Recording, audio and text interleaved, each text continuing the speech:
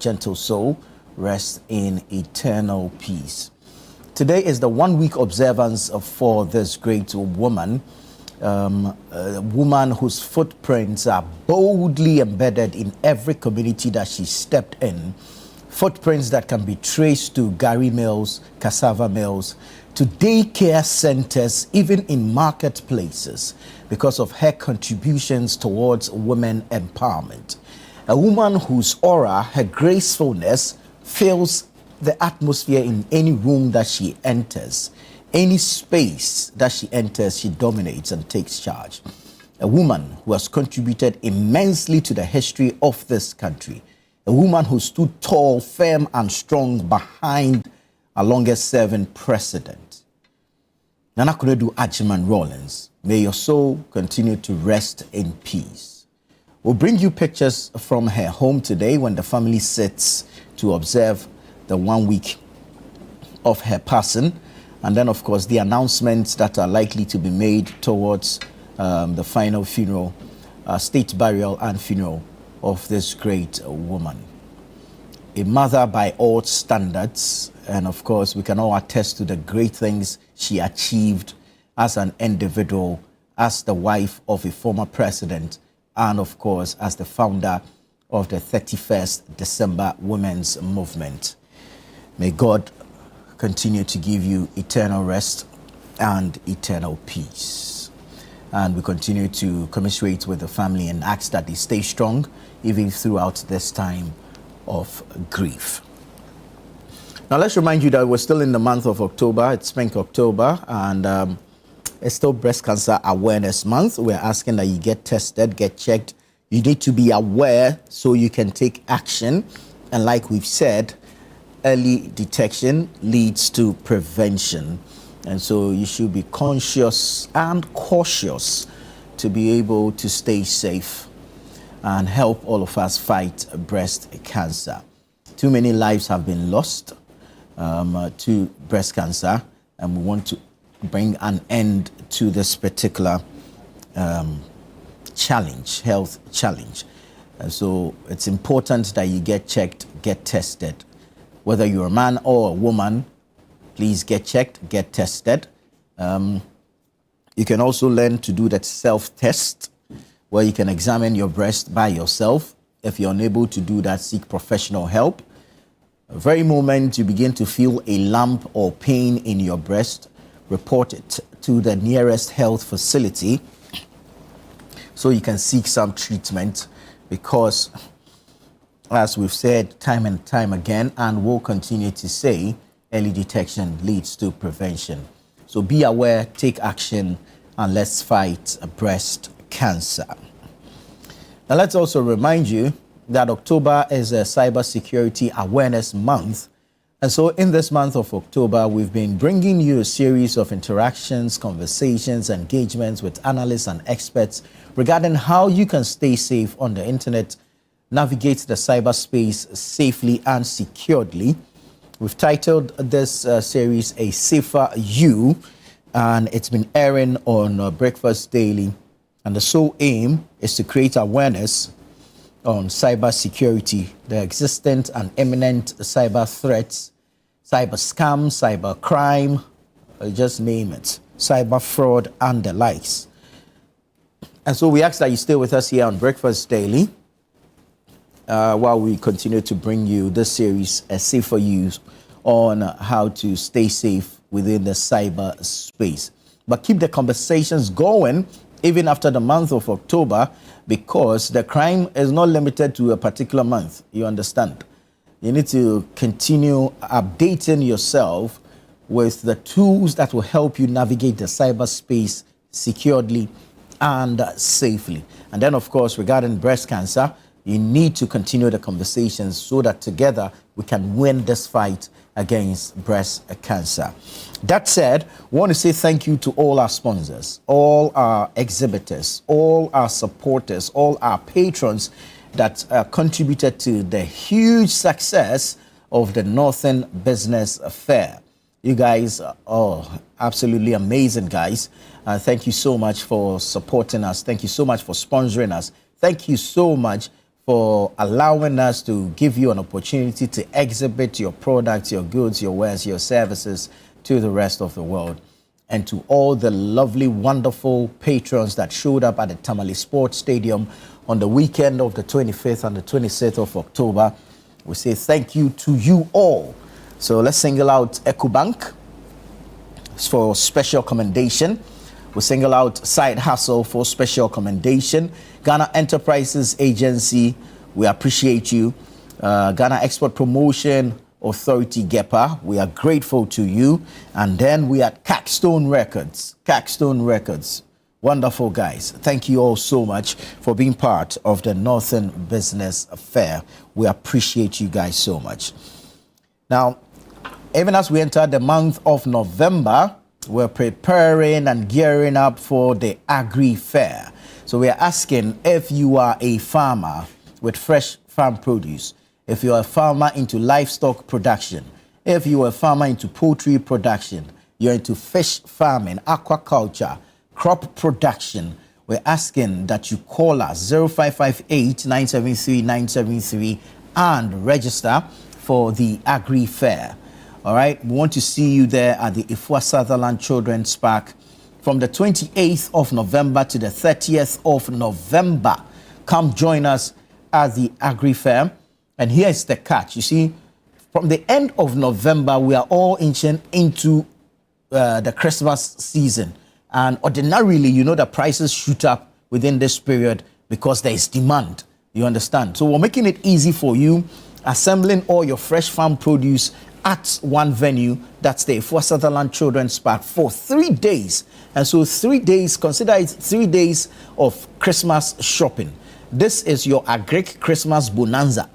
You understand? So show up at the Ifua Sutherland Children's Park for the Agri Fair, where you are guaranteed affordable prices, because this is produce straight from the farm to the fair. No middleman business. You understand? No calculation of extra cost from anywhere. Direct from the farm to the fair and to your kitchen table. That's the sequence. So from the farm to the fair and to your kitchen table. If you like, your dining table. You get it? So come to the Agri Fair. It's happening on the 28th throughout the entire weekend, ending on the 30th of November 2025, 10 a.m. to 6 p.m. each day. And you are assured of your fresh farm produce, your eggs, your tomatoes, your beans, your pepper, your onions, just name it, your fresh pig, you understand, your chicken, your beef, mutton, whatever it is that you want. We're bringing all these agri players together. And of course, if you're looking to invest in agriculture, you should make it a point to show up at the Agri Fair, because all the players in the agro-processing industry and of course persons with agri input, agri machinery will also be there. And so there's so much to learn while you shop happily for your veggies and of course your food products for the Christmas season. All right. So for me, I'm calling it the Christmas Agric Bonanza. So just come to the Agri Fair and let's do some Christmas shopping together, because you are assured of affordable prices. It's a 3-day event, 28th to 30th of November, 10 a.m. to 6 p.m. each day. And you know there's always a catch when it's a Channel One or CT event. There's going to definitely be some entertainment in there, and so you don't want to miss out on it. So show up and let's turn up at the Agri Fair, November edition, 28th to 30th November 2025, 10 a.m. to 6 p.m. each day. And guess what? It is absolutely free for all patrons. Absolutely free for all patrons. But for participants, for exhibitors, call us on 0558 973 973. 0558 973 973. Let's assemble agric produce and let's buy agric produce. So let's buy made in Ghana and let's eat made in Ghana. We'll see you on November 28th at to the 30th at the Ifua Sutherland Children's Park, 10 a.m. to 6 p.m. each day. Please don't forget to call, and call now, register and make payments to secure your slot. Because you see, with the agri-fair, if you witness or experience the first one, you would know that, Charlie, there's no time to waste when it comes to the agri-fair. If you snooze, you lose. People are coming in their numbers, and they are eagerly paying for the various slots, the limited slots, I must say. So you should be in a hurry to call 0558-973-973, register, make payments, and get an opportunity to exhibit your farm produce to the teaming Ghanaians that will be turning up at the Afua Sutherland Children's Park. Now, if you're looking for current affairs, sports, entertainment, showbiz, lifestyle, business, politics, there's an easy way to access all of these. Go to the Google Play Store and download the Channel One News app and have access to all your relevant news, accurate and factual news on the Channel One News app. It's easy to use, quite a user-friendly interface, and quite simple to navigate. So download the Channel One News app from the Google Play Store. Have access to the news on the go. All right, let's get into the newspapers this morning. Daily Graphic is here. I'll start with the front page. Refuse collectors threaten shutdown. Demand payments by November 7. Refuse collectors threaten shutdown. Demand payments by November 7. So the Environmental Service Providers Association yesterday held a press conference. They're asking government to pay all arrears owed them or risk a shutdown. Now there's a danger here, because this shutdown is only going to result in a sanitation and health emergency, right? We're going to be in a crisis if refuse collectors decide not to work. So whoever has the authority to intervene should be fast about it. We beg of you. All right, let's bring you some other stories on the front page of the Daily Graphic.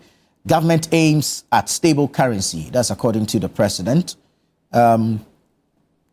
New payment regime to clear road sector debt within 90 days. That's according to the Roads and Highways Minister, Kwame Gavin-Sagboja. And then you have PAC, that's the Public Accounts Committee, commends MIF, MIIF, Minerals Income Investment Fund CEO, for competence and reforms.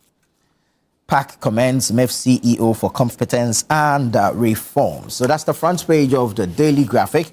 Now there's a big one on the back page. Health Minister uncovers $100 million e-health scandal, rolls out 4-week fix. Now this is a big one, because we know the Lightwave Health Information Management System has been having some challenges over the period, and so health workers have had to resort to manual ways of taking records, which is causing delays and frustrations at various government hospitals. Some patients, as well as their relatives who report to the hospital, have been left stranded. Yesterday, the minister spoke about this issue. That's Kwabena Minta Akando, and apparently there's a lot to it. The minister actually accused the contractors, or if like the vendors of the Lightwave Health Information Management Systems, of sabotage. He accused them of blackmailing government, and announced that a new system, that's the Ghana Health Information Management System, GIMS, is coming on board and should be able to fix the challenge in 4 weeks. We'll keep an eye on this and keep you updated. Now, Akuse Male Prison gets borehole. Akuse Male Prison gets borehole. So that's the Daily Graphic newspaper for today. Let's take you to the Ghanaian Times. Also has the waste collectors story. Settle outstanding arrears. Settle outstanding arrears. ESPA urges government. Settle outstanding arrears. ESPA urges government. PAC commends MEF CEO for honesty and institutional reforms. Manage debt or risk economic setback. That's according to ISA, the Institute for Statistical and Social and Economic Research. And then at the 14th Ghana Economic Forum, VEEP calls for discipline to sustain gains. Then you have new electronic medical record system in the offing. That's the Health Minister, Kwabena Minta Akando, speaking there on the front page of the Ghanaian Times. Back page, GSA, that's the Ghana Standards Authority, shuts down factories over substandard products. GSA shuts down factories over substandard products. And then you have government needs $2.3 billion to revamp and modernize VALCO. That's the Volta Aluminium Company, VALCO. Government needs $2.3 billion to revamp and modernize VALCO. And this is according to the Lands Minister, Emmanuel Ama Kofi Boa. The Chronicle is here. Chronicle also has the waste story. It says, waste management coys in financial distress appeal to government for urgent rescue. Waste management coys in financial distress appeal to government for urgent rescue. Lands Ministry lodged group to use science-driven methods to reclaim degraded lands. Lands Ministry lodged group to use science-driven methods to reclaim degraded lands. And you have Lightwave refutes Akando's shutdown claim. Interesting times. Our scripture for today is from the book of Psalm, chapter 18, verse 6. In my distress, I called to the Lord. I cried to my God for help. From his temple, he heard my voice. My cry came before him into his ears. May the Lord add his blessings to the reading of his word. Now, let me take you to the Daily Guide. Daily Guide says, ex-Buffer Stock CEO and wife charged over 78 million cedi theft. Theft in quote. Ex-Buffer Stock CEO and wife charged over 78 million cedi theft. Speaker goes mad over MP's absenteeism. Speaker goes mad over MP's absenteeism. SC dismisses Aduboahene claims against judge. That's the Supreme Court. SC dismisses Aduboahene claims against judge. RNAQ Holdings launches 300 million cedi scale-up fund. And you have Lightwave clears air over digital health system shutdown. So that's the Daily Guide newspaper. I'll take you to the New Republic. The New Republic says, amid audit and data security concerns, government ends scandalous $100 million LHIMS vendor contract. Investigative report uncovers owner profile, contract discrepancies, and systemic failures. Amid audit and data security concerns, government ends scandalous $100 million LHIMS vendor contract. Investigative report uncovers owner profile, contract discrepancies, and systemic failures. Legal blow for Aduboahene. Supreme Court dismisses bias claims against judge in fraud trial. NSA scandal. More shocker revealed. Former ED deceitfully takes 559 cedis alawa and embezzles 31 million cedis. Lousy OSP swoops dodgy Dr. Sledge. Seizes luxury vehicles, jewelry, weapons, and documents from Dr. Sledge. Former NAFCO boss, wife, 3 others face 24 charges in 78 million cedi state scam. So that's the New Republic. I'll go to the Insight. Insight says, Ghost endorses Bawumia. Race for 2026 MPP flag bearership. Ghost endorses Bawumia. Waste contractors warn of looming sanitation crisis, demand payment of arrears from government. Waste contractors warn of looming sanitation crisis, demand payment of arrears from government. Lightwave sets record straight on false claims about health data systems. Ghanaian children must not only consume technology but create it. And Adar Songo, Lagoon Saga, Salt Priest clan leaders accuse traditional council of betrayal, demand government intervention. So that's the Insight newspaper. Let me now quickly take you online. Start off with channel1newsonline.com. Channel1newsonline.com. I won't return to Parliament if anti-LGBTQ bill isn't passed. That's the member for Ho West, Emmanuel Bejra, speaking there. I won't return to Parliament if anti-LGBTQ bill isn't passed. Okay. Stop illegal excavator and chemical imports to end Galamsey. That's Professor Abavari speaking there. Africans must rise to defend democracy. Asa Asante speaking. Nana Konadu acted as counterforce to protect Jerry Rawlings' presidency. That's according to Fritz Buffo. Again, Nana Konadu came from a line of royalty and wealth. Fritz Bafo speaking there again.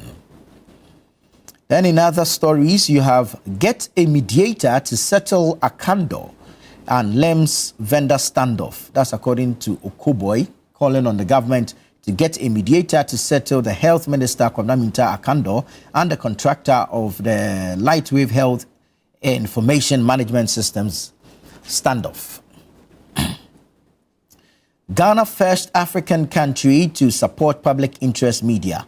That's according to President John Dramani Mahama. Ghana is the first African country to support public interest media. Akando risking financial loss to the state over GEMS contract. That's Okoboy speaking. Data Protection Commission probes handling of patient records by Lightwave. New health data system awarded to LEMS competitor. That's according to Okoboy. Police interdict officers caught in alleged bribery video. And when you go to the Bruno region, police investigate murder and vehicle burning at Insuhia. Then you have the MIF scandal, OSP raids, Dr. Sledge's Trasaco residence, seizes luxury items. Let me take you to citynewsroom.com. Citynewsroom.com says air traffic safety engineers suspend planned strike. Air traffic safety engineers suspend planned strike. A Dubois trial. I am disappointed, not discouraged. Atachia after Supreme Court ruling. Then you have Nana Konadu was strong-willed and fearless even as a child. Fritz Bafo speaking there. The Speaker, Alban Bagbin, is here, and he says MPs who fail to attend sit-ins risk losing seats. MPs who fail to attend sit-ins risk losing seats. That's according to the Speaker, Alban Bagbin. Recent African elections, a mockery of democracy. That's according to Asa Asante. In Nsawam, police arrest 12 over possession of 598 cartons of cartridges. Wow. Police arrest 12 over possession of 598 cartons of cartridges. GRA pilots online system to tax digital and e-commerce businesses. GRA pilots online system to tax digital and e-commerce businesses. Data Protection Commission probes Lightwave over patient records. Ghana to assume full membership in Partnership for Information and Democracy. That's according to President Mahama. Independent committee to probe building collapse at Roman Rage. Independent committee to probe building collapse at Roman Rage. And former Health Minister Bernard Okoboy says health data stored at Health Ministry, not India. Health data stored at Health Ministry, not India. All right, so you can get details of these stories and more online. Go to channel1newsonline.com as well as citynewsroom.com, and you can get the details there. This is Breakfast Daily live on Channel 1 Television. Remember, the show is interactive. Let us hear from you. We'll take a break here. When we come back, we'll begin the news review segment.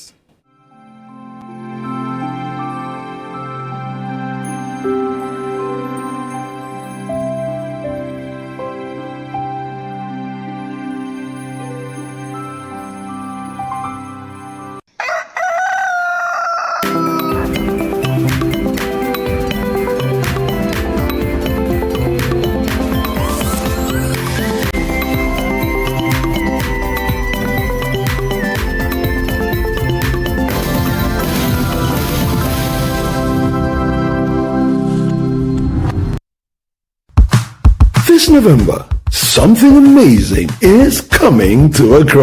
Are you a farmer with fresh produce? Are you into fish farming, poultry or livestock? Then get ready for the November edition of the AgriFair 2025. Yes, AgriFair 2025. It's happening on Friday the 28th to Sunday the 30th of November. It's happening at the A4 Southern Children's Park and it's 10 a.m. to 6 p.m. each day. It's the ultimate weekend marketplace. From fruits and vegetables to poultry, livestock and fish to agri-inputs and processing machinery.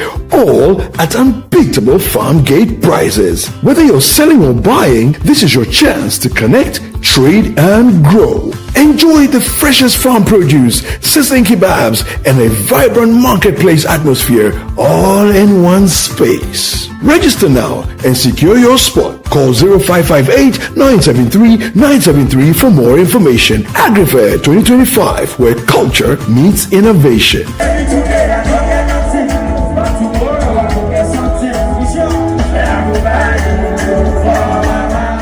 The AgriFair 2025 is powered by Channel 1 TV and 97.3 City FM.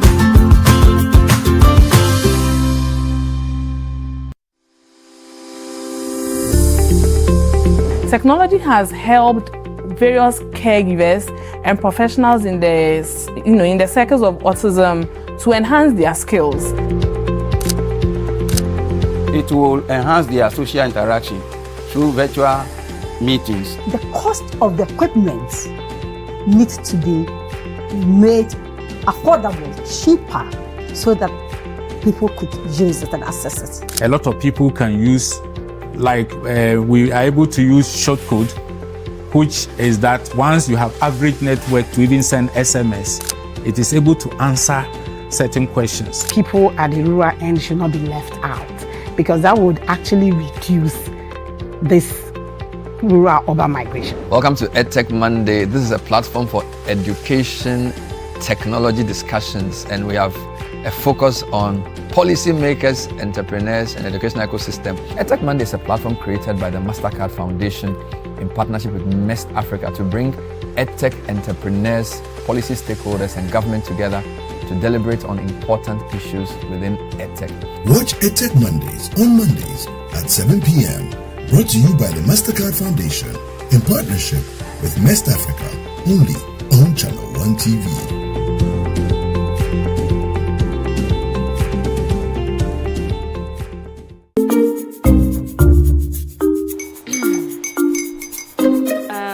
Kwame and his uncle are almost here. Wait a minute. This one too, your friend Kwame. Wait, Kwame.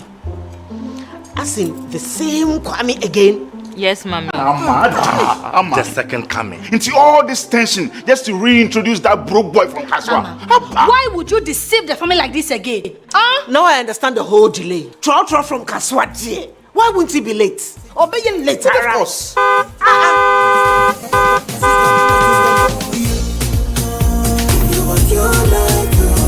Star 712 hash, star 712 hash. You go be the luckiest. Copy from the be luckiest. From not the cause she be luckiest. Yeah, you go be luckiest. No matter why you're luckiest. Everybody go be the luckiest.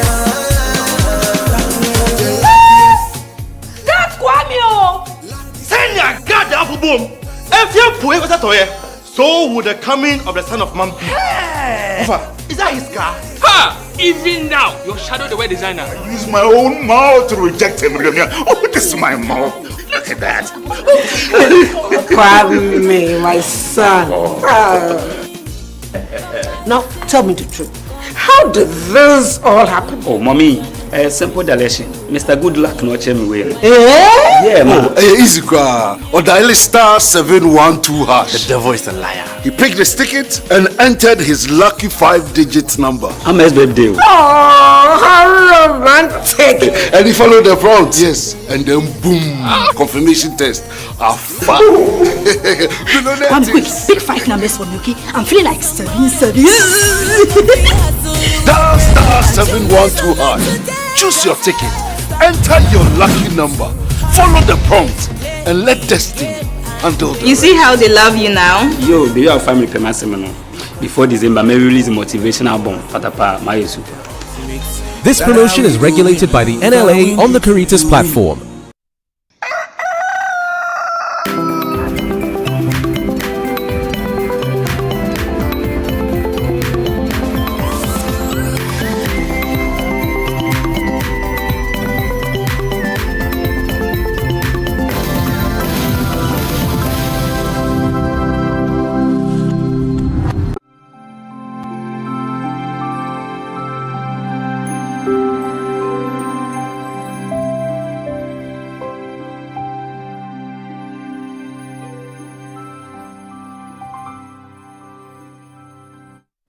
Hello and thank you for choosing us. This is Breakfast Daily here on Channel One Television. It's time now for the news review segment, where we get into conversations surrounding some of the topical issues and bring you different perspectives, of course, with the help of our guests. Talk of guests, this morning I'm in studio with Alfred Thompson. He's a member of the New Patriotic Party NPP's communications team. And then we have the Honorable Neelante van der Poel, the National Coordinator for the District Road Improvement Program, DRIP. Gentlemen, good morning and welcome. Good morning. It's good to have you. It's good to have you. Great to see you. Yeah. So, we're going to go into our issues for today, but today is the 1 week observance of our former First Lady, Nana Konadu Agyeman-Rawlings. So, a few quick words, and then we can go into it. Alfred, I'll start with you. Okay, good morning. It was a sad debacle when we heard about her loss. She was, whether you like it, her or not, she's a great figure in Ghanaian politics. True. Especially being the longest reigning First Lady we've ever had and will ever have. And she was an icon in the empowerment of women. That was what her drive was. She's the first, I should say, ever since I was growing up, she's the first lady I've seen who was all over and was always on the road working and making sure that they empower women. And it climaxed at the Beijing conference, and she came back and made sure that, especially empowering them with, the Gari processing, the shea nut, and other things that were going on, right from the north to the south, everywhere. She was there making sure that they teach women how to be self-dependent and not too much on the men. And that is one thing you can take away from her, because from the little background I knew, I think she's asthmatic or she was a secular or something. And she put all that aside and was always on the road working. So it tells you that this is a lady of substance, a lady who knows what to do and knows the goal in which to reach or achieve. I wish the family, Demi Fredrie, Ondeye, Onyaminism. It's not easy to lose a loved one, especially within a short space. Because we didn't hear that she had fallen or she was sick or she was hospitalized or anything. All we heard one morning was that she was sent to the hospital in the morning, and within some few hours she was gone. And so it's a great loss to the family, especially to the royal family of Otumfuo, who she was related to. And I don't know whether to say that Neelante's party, it's a loss to them, because they more or less smuggled her out of the party, but she was still an icon. I mean, she was the base of the NDC, if you should put it that way. She worked hard to make sure that the foundation of NDC grew. And so I remember one time they were saying that even the colors and the flag and even the anthem and things, she was the brain behind it. So it was an intellectual right and a whole lot of things. I mean, there were issues about that. But however, I wish the family will, whatever it is, they should know that the mom did a lot, and they should also be inspired by that, to know that the Ghana loves her and would give her the necessary, befitting burial that she deserves. Honorable, Nana Konadu Agyeman-Rawlings. Well, first let me say good morning to your viewers and to all of us. It's quite a difficult time for us. We're just in a period where we're trying to prepare towards the 5th anniversary of the passing of the founder of the party, His Excellency Jerry John Rawlings. That's on November 12th. It's only 5, yes. So she's October. Yes. For her to say bye-bye to us at this point in time was very unexpected, and it's a very big blow because it's going to make every plan that we've put in place for the anniversary difficult. Difficult because what are we going to do? Are we going to do her funeral side by side anniversary, or we're going to do the anniversary, or we are going to suspend the anniversary? It's a whole, and she's not just an ordinary Ghanaian. True. She's a very powerful international woman. Nana Konaidu's stature went beyond the borders of this country. Mm-hmm. She really inspired a lot of African women. Hitherto, African women were not too prominent in the affairs of state. Even when they were first ladies, they were almost always in the kitchen. Yeah. But she really brought the position of first lady to the fore. She was the most, let me say, popular, the most active, and the most prominent African first lady. She even rubbed shoulders with some of the, let me say, Western first ladies who hitherto were also tucked into ceremonial functions here and there. But she went beyond that. In fact, some people amongst our people, the NDC have said, Konaidu Agyeman-Rawlings was the government and the government was her. Because she was really into everything. I would say I got really, really close to her, you know, but by extension, family extension, and also as a mother, I worked closely with her. We had our own differences as a human being because she's very insistent on certain things. So she's a big blow to us as a party, even though she went on to form her own party. Because of the children, she was still close to us. And a family misunderstandings happen. You know that there has been talk about bringing her back to the family. But it's just unfortunate. And I heard the news in the morning.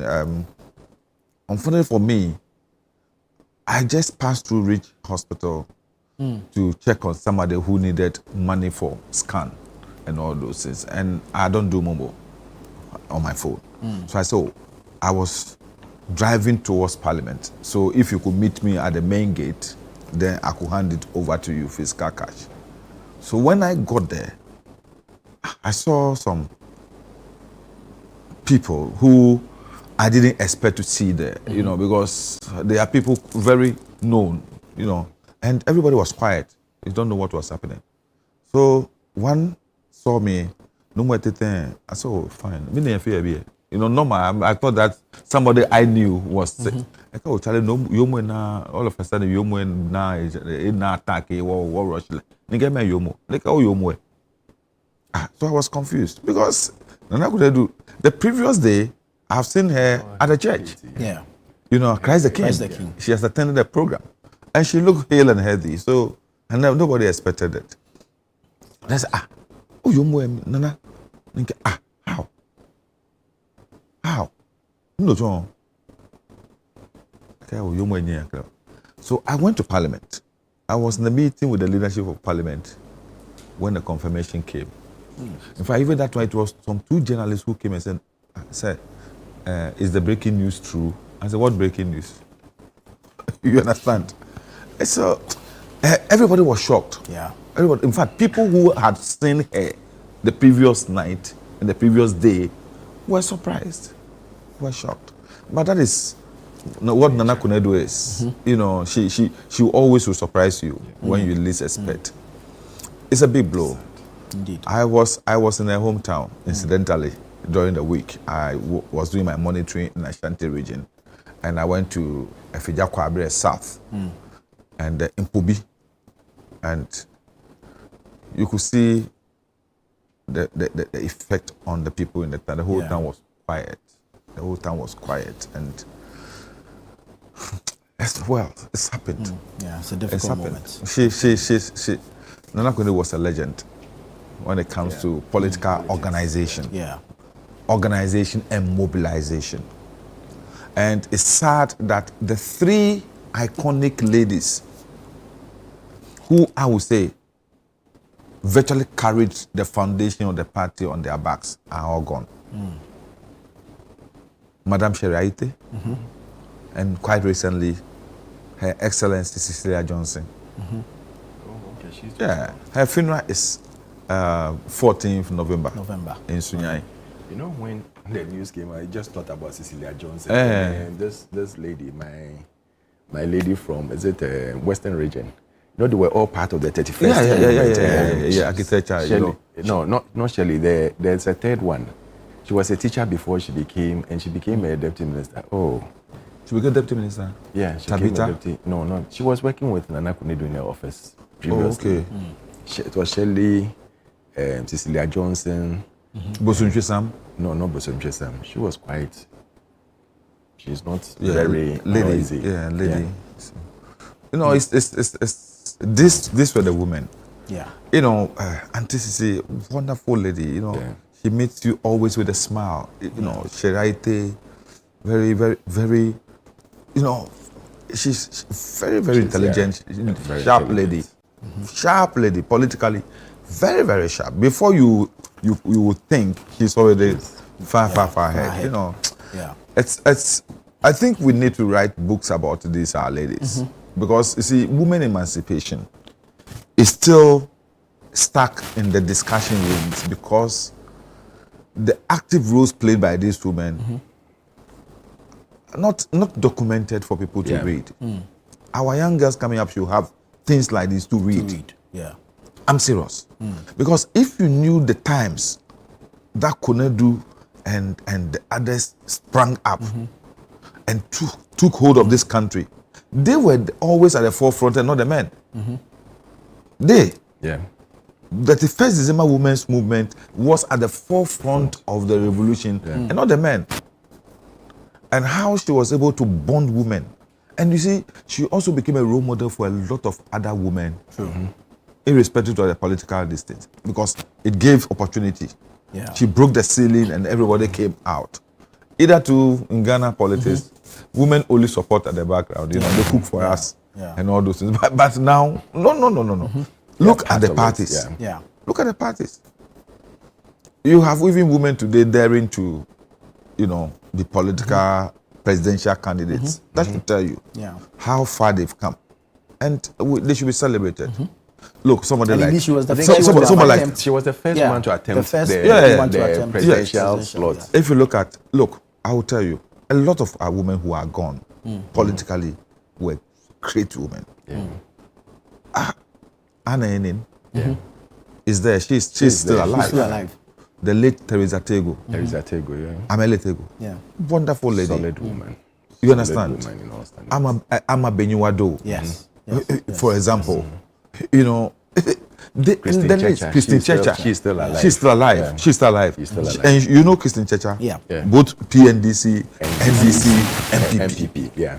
You understand? Yeah. All these ladies, there's this lady from the Ashanti region, is it Christiana Owusu or something.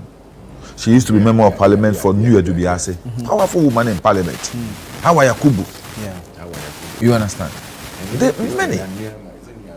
Yeah, Christiana Nama, she's still around. And she was always in the background. Powerful, intelligent lady. You know, she virtually was the brain behind the setting of UHAS and UNER. Who? Sister Christina Makuniama. Oh, okay. Right. Christina Makuniama. No, she was the brain behind UHAS. And then UNER. Oh, wow. She did all the work. All the work. And up to now, she really took part actively in the drafting of the education sector of the manifesto. Wow. She's a wonderful educationist. You know, so our women they've done great. Indeed. They've done great, and I think we should celebrate them. This is a great opportunity. We only sometimes, you know, celebrate them on television, but we must write about them. Write about them. You know, after the history we read about Yasantua, there is no history again about any serious prominent woman. You know, just the adulterated history of Dode Akabi and the rest. No, couldn't do any rest. Powerful. At least she blessed us with a modern memoir. day Yasantuas. Yeah, she it did. takes a woman. Yes. Yeah. You understand? So I think it's unfortunate. It's unfortunate. You know. Maybe one thing I'll add is that she's done well by training. Those times when she was doing that, we felt they were pushing their daughter too much. But when you look at Zenato today, the work she's putting in her constituency, she writes with people, she walks around there, the work she's putting, you see the mother in her. You see her mother on the road working. And I don't think your party should take it lightly. They should groom her into being a good future leader. She is good. I had 1 or 2 dances with her when we were in power, and you can't take her dancing skills away from her. You can't take it away from her. The mother was a good dancer. Indeed. Yeah. Indeed. Kunadu was fantastic. She was fantastic. And she was always And she lively. won't miss a chance to. No. The moment she likes the song, she will rise up and, you know. And May her soul continue to rest in peace, and we wish the family strength. And also her fashion. Her fashion is super. Yeah. I mean, when you look at her combination, it's always super. And she was deliberate about wearing Ghana. Yeah. Deliberate Very about true. wearing Ghana. Very Constantly true. wearing Constantly. Ghana. Constantly. May her soul rest in peace. We wish their family strength. And we'll be there. Our cameras will be there for You know, them when I mentioned names, there was one name that was remembered, I forgot.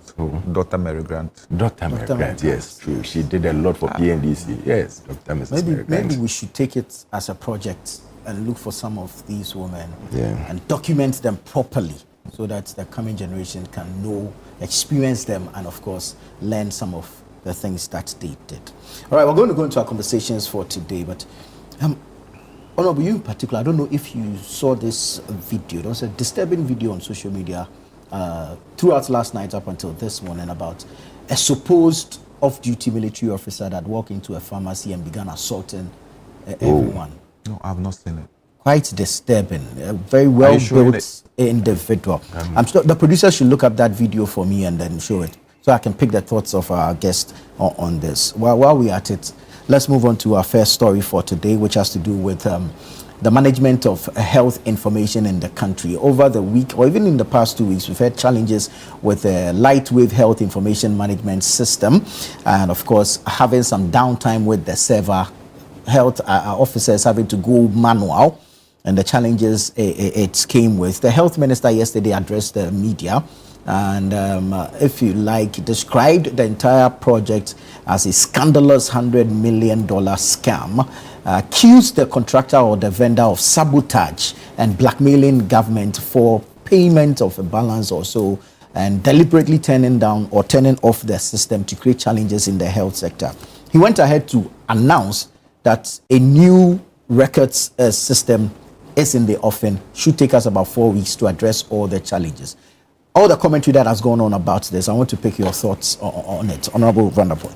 First, I want to take it from the bottom. You know, I remember very well in Parliament when we're discussing such an issue. And then a lot of us were concerned about, I've forgotten it, but it has something to do with Ministry of Communication during Eslawusu's time, when our data management was supposed to be in the hands of a Kenyan service provider.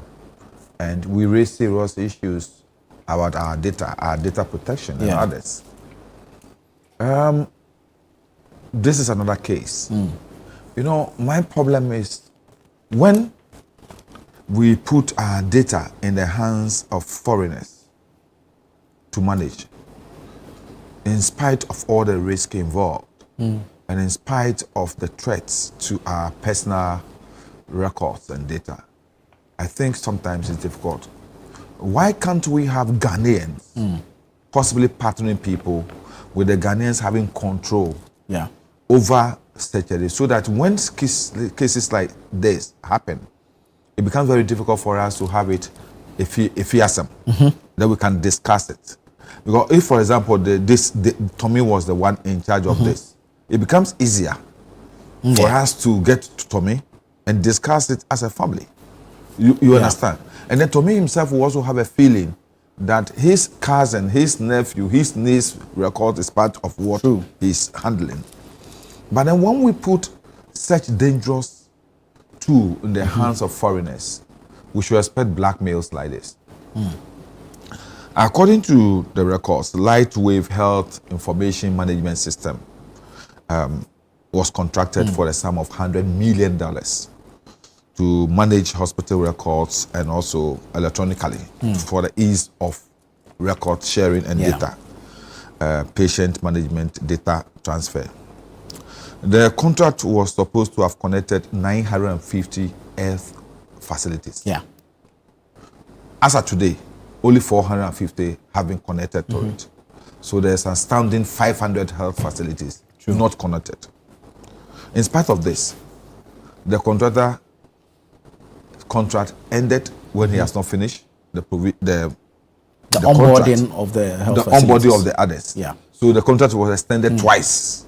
It ended 31st December 2024. Okay. I mean the renewal, and still he has not been able to finish. He's been paid $77 million out of the 100. I mean, he's been paid almost 70% of the total Contract cost of the contract, with less than 50% of the work done. What's the reason?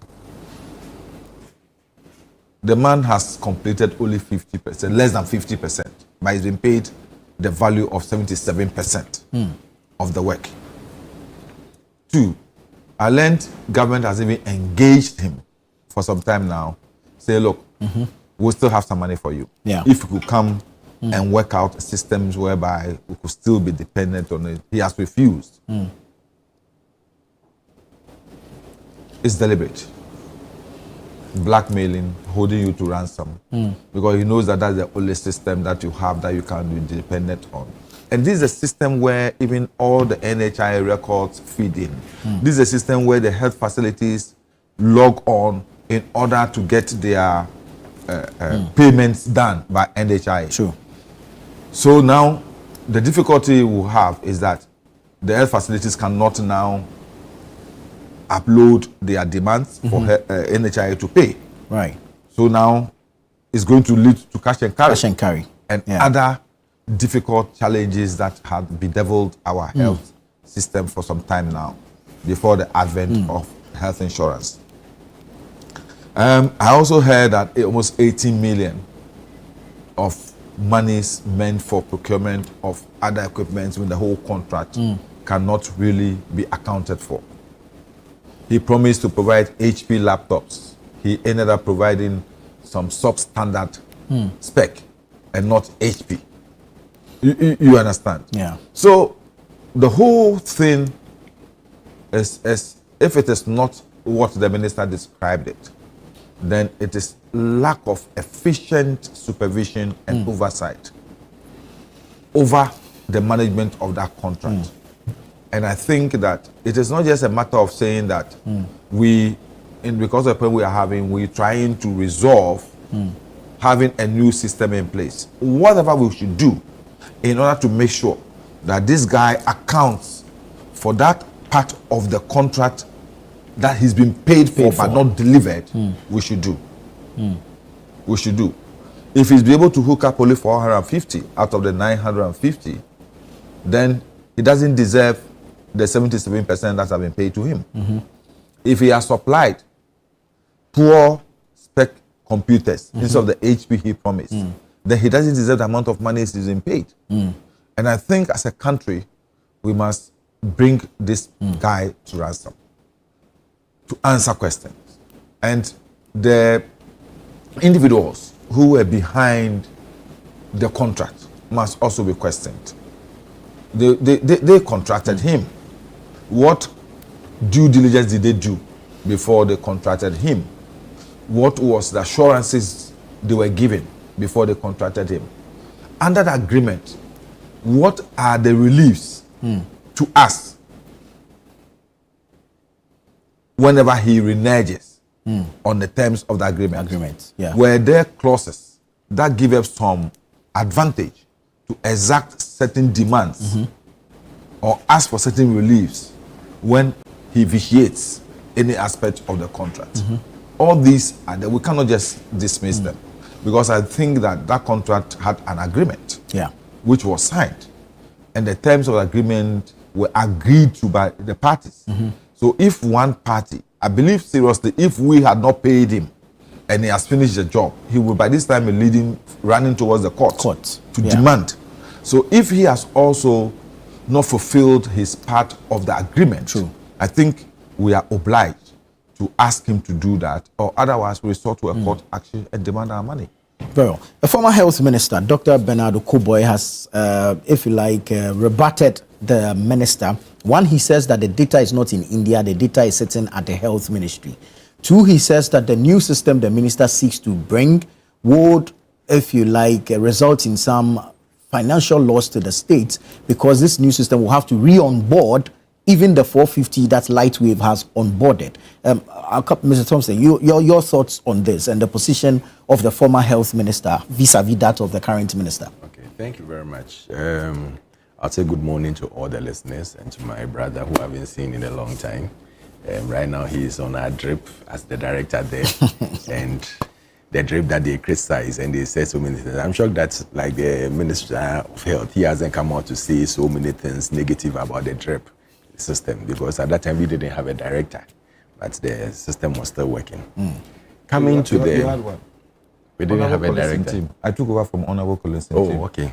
Okay, I didn't know. He was a national coordinator. A national drip coordinator. Maybe he was a national drip coordinator. Working in the office, but his deputy. No, his deputy was Emmanuel Collins team. Yes, Collins team, the former deputy minister for local government. Oh, I see. He was the national coordinator. His deputy was Emmanuel Kosidi MP. Okay. I thought you closed the drip.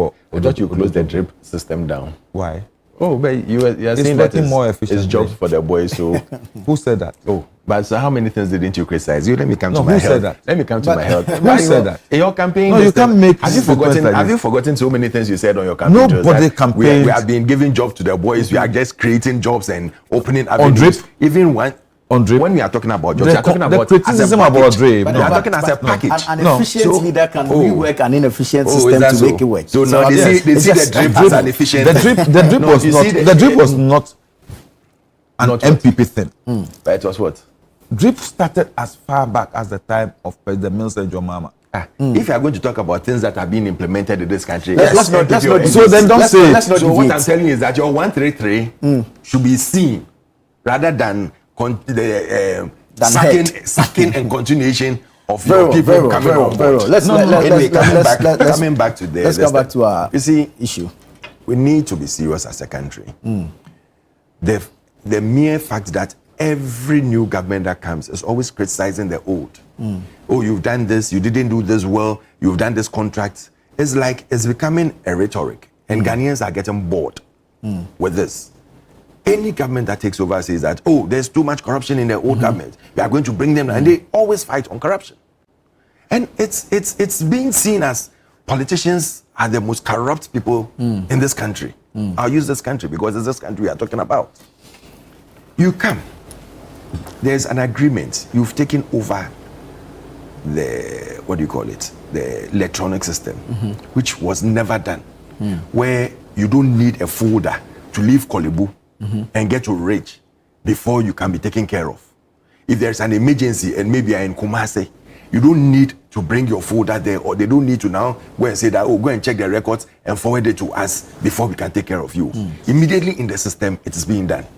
Whether the person is a Ghanaian, the person is at Afghanistan, the person is from whichever, there are so many things being done in this country that is not run by Ghanaians. Even in the financial institutions, go and check where most of our servers are. They are not in this country. Or the backup is not in this country.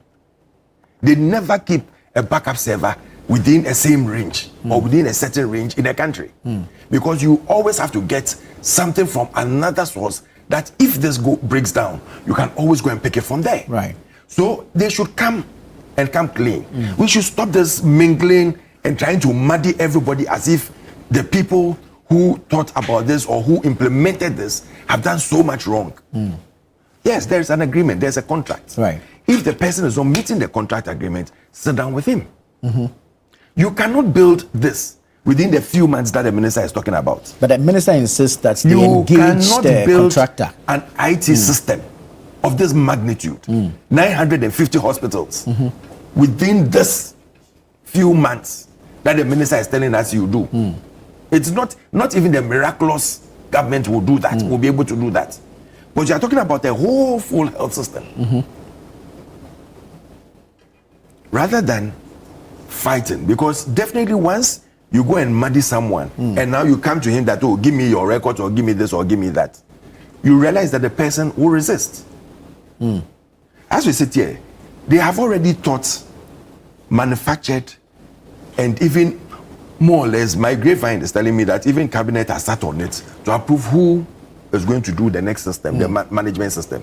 The former minister alleges as a competitor of the light wave. This thing has been calculated and thought about and even approved before we even came out with all this. Why do you really think you are fooling Ghanaians?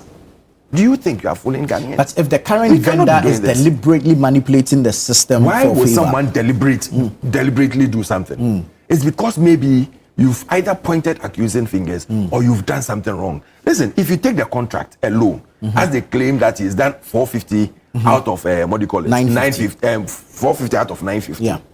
And he's even been extended. You can sit down with him and say that, my friend, based on your contract, you have not met A, B, C, D. We expect you, we are giving you another 6 months or a year to do this and meet it because you've been paid. He said 77. Yesterday I was on set with another person was saying 44. Maybe the next time I'll hear it will be 80 or 90. He's done just about 44%. And he's been paid 77. The person said 44 million. Who said? The person who was on set with me yesterday. He was supposed to pay 44, to be paid 44 million. He's been paid 77. You are saying something different. I'm sure tomorrow when I go on another set, which I'm going on another set, I'll hear another figure. No, but Okoboy himself testified to that. That he's paying 77. Yes, I haven't heard that from him. I watched some of his clips. I didn't watch everything anyway. But indeed, if monies have been paid, then we should have value for money. The bottom line is that monies have been paid. There is a contract. Yeah. Sit down with him. Sit down with him. You can even negotiate and renegotiate that because you haven't made this contract this then. Even the 100 that you are supposed to be giving, you can even bring it down. If you think deliberately you can push that, let us not be quick in thinking that we can abrogate contract and do this, and it doesn't help. Now look at the people who are suffering because of this. Look at the people who are suffering. If I go to a hospital now, I cannot get my records. And they said you should call some 055 number. I don't know if you also have the number. I was on set and the guy was calling some numbers that, when someone is sick and on a dying bed, they are now going to call 055. And then MTN will be breaking in and out to do some verification or whatever they call it. Come on, let's be serious. We are moving ahead, not going behind. You think there should be further engagements with this contractor? Right now, it's been muddy, but I think the president should step in. Okay. He should talk. Listen, we are all human. And you tell him that, listen, they gave you this contract to deliver this. Yes, maybe you've had your up and downs with the health minister, but I think you should do the right thing. First of all, you can't hold the records, especially where you've been paid so much. You can't hold records against the government because people need to be taken care of. And it's totally appalling for you to hold what you have and say that you are not going to release it. So first of all, release it, let people be taken care of, and let's sit down and see how we can all work together to make sure that this thing works well. The minister mentioned that some engagements have happened. Yes. Could it be that he's also taking this posture based on the posturing of the minister? Right now, you have your systems, your data with not the ministry, and you don't have backup at the ministry, but with someone who is out there, who is working on your behalf. The systems are with him. Once the systems are with him, you don't need to hit his head when your hand is in his mouth. Sure. You need to see how you can massage him to get what you have to get before you can knock him. That is why you are a manager. You don't need to be a health minister to be a manager of the health systems. And that is why I always say that as a minister, more is expected of you. And a lot of negotiations you have to do. And sometimes you have to lie low. Don't think that, because you become minister, you are on top. I mean, nobody can challenge you. You have to do a lot of underground lobbying to make sure that you get your stuff going. And that is why sometimes you see that a minister will come in the education ministry and lecturers and teachers and everything will never go on strike. Another person will come and within a short time, you realize that there are strikes here and there. It's your negotiation skills and how you can manage people. You're supposed to manage people, no matter who the person is. Sit down with the vendor. Do not let Ghanaians suffer. This is a life and death issue. Because going to the health institution is about life and death. True. And if a wrong dose is given to someone, you are gone. Because these are data that will tell you that, this person is allergic to maybe even quinine. So do not apply quinine. True. If you are not careful and you go and apply quinine, that is the end of the person. Indeed. So we need to stop this hula baloo and fight over little things that will not interest a Ghanaian or the person who is sick. We just eulogized a former first lady. Yeah. Maybe, I'm not saying that could be it, but maybe when she got the attack, one or two local or even those at home could have given first aid that could have stabilized her. I remember when COVID came, and I sent my mom mentioned the institutions, I can mention to you after we are offset. I sent my mom to the hospital. She wasn't breathing well. And instead of looking at that, all they did was that they were trying to address COVID. So she has been there for about 4 or 5 hours. And I told them that, listen, the person is suffering. She's not breathing well. At least stabilize her breathing. Exactly. Yeah. They put a machine on her. Within 5 minutes, she was okay. Yeah. But meanwhile, they were checking COVID. A lot of people, sorry to say, died because of that. Because there was COVID, the first impression is that, it's COVID attack. Let's attack COVID. And then the underlying symptoms that maybe is causing the person not to breathe well, or do what they have to do, is gone. Very well. So we need to put, first of all, the minister should see that where he's sitting is very sensitive. It's a place that is about life and death. If nurses are not happy and they go on strike, people die. True. My dad died when there was a doctor strike. And it was during that time that he died. And it was a painful thing because he could have been saved easily. True. So I don't take lightly to hospital or institutions, health issues being toyed around. Right. They shouldn't think that it's a play game.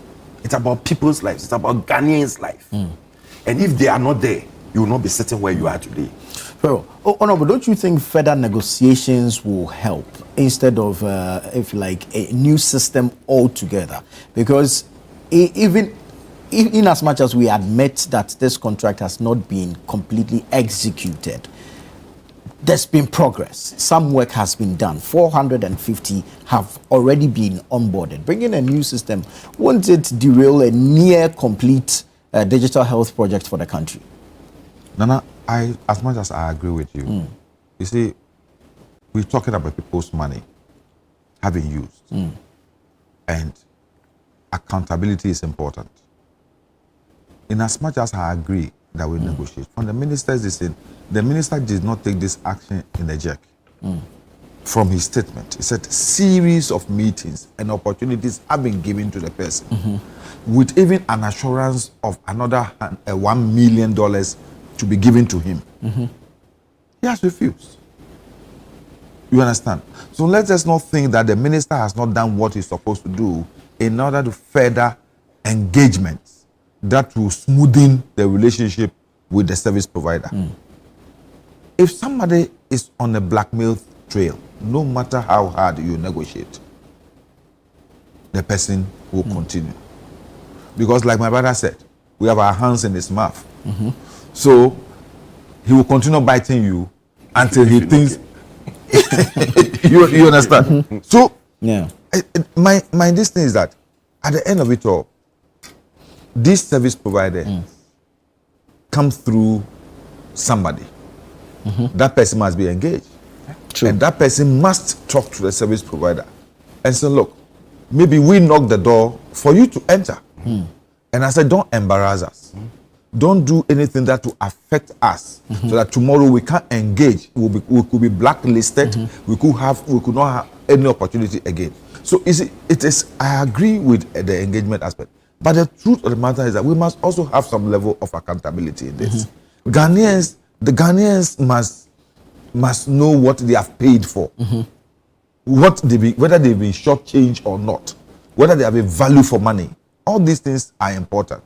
You see, situations like this, when it happens, we must also take care of sentiments. Yeah, I agree with my brother when he said that politicians will always be called corrupt.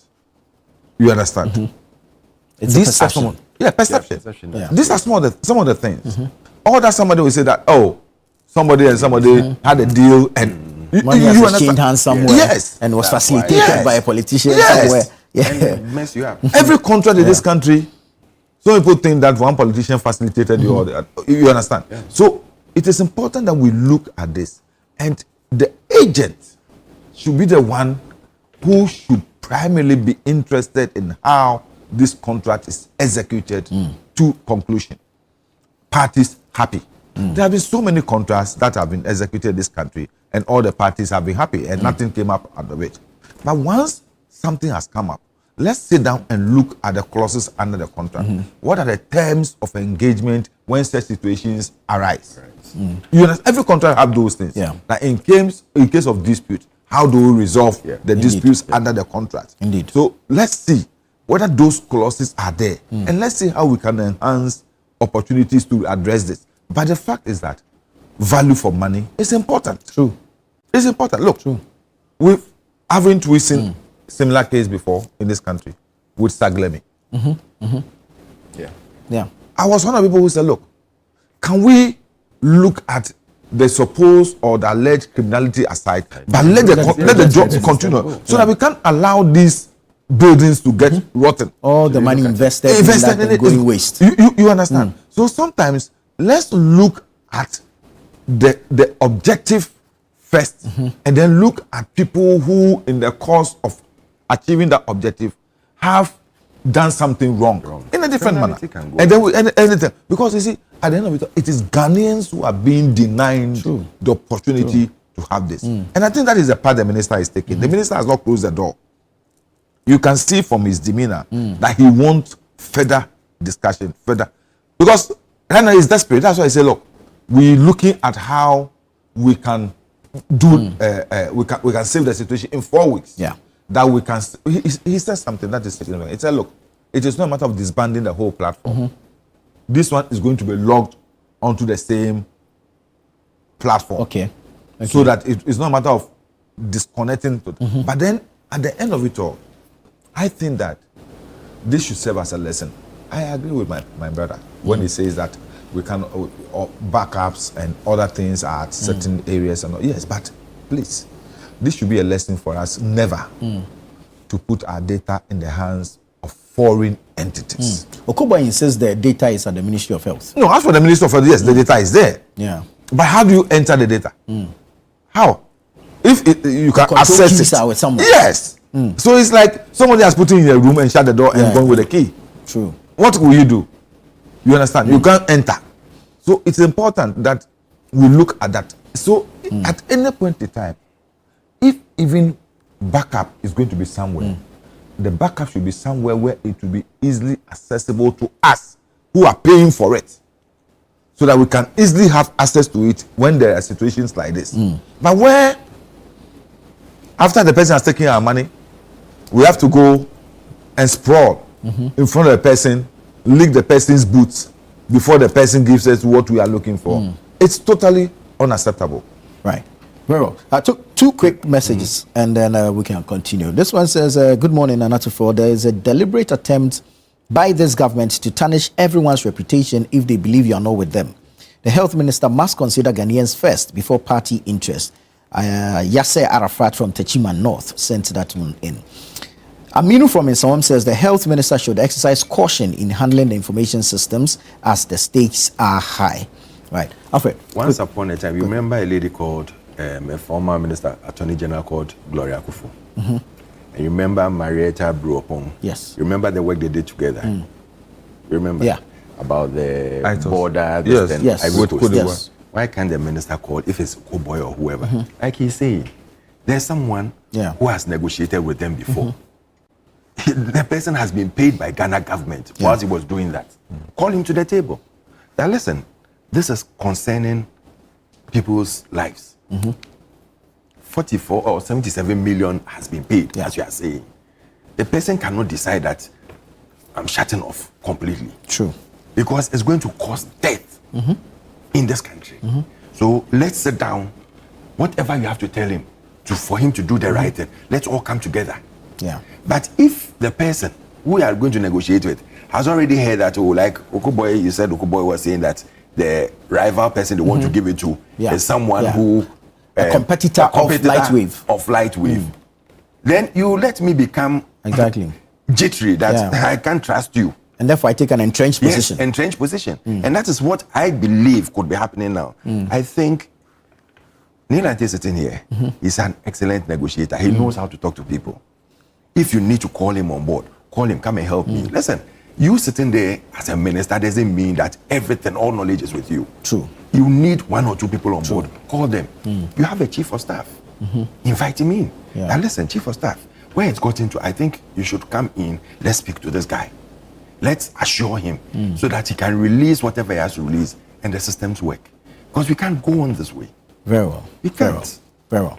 Very well. Right, let's move into the camp of the minority in Parliament, because they have filed a motion against the vetting of the acting Chief Justice, Justice Paul Bafuboni, by the Appointments Committee of Parliament. Now, they justify saying that this motion seeks to protect Justice Paul Bafuboni, his interests and the integrity of the judicial process. They're calling for the suspension of all proceedings on the nomination of Justice Paul Bafuboni until all cases of the removed CJ, Gertrude Araba-Isawa Tokonu, are completed. The legal matters are there, but this position of the minority, Honorable Van der Poel. Well, we discussed this thing last week. I said this is a futile attempt to usurp the authority of Parliament. It's not going to happen.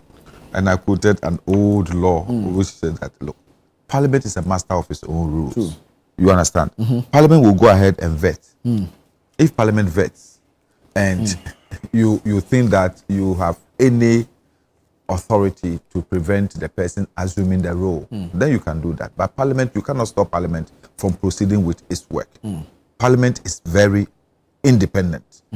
Parliament will do its work. You see, it's interesting. A similar case happened when we were in a minority and we were trying to hold the appointed committee from go ahead with, I've forgotten the name of that person.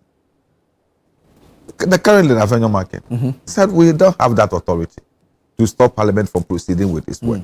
In fact, they even went ahead. We abstained from the vet, and they went ahead and did the vet.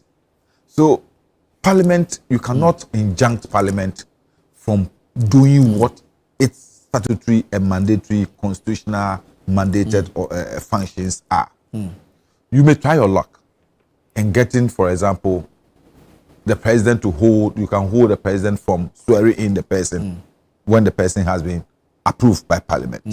But you cannot injunct Parliament from proceeding with its How can you hold the president?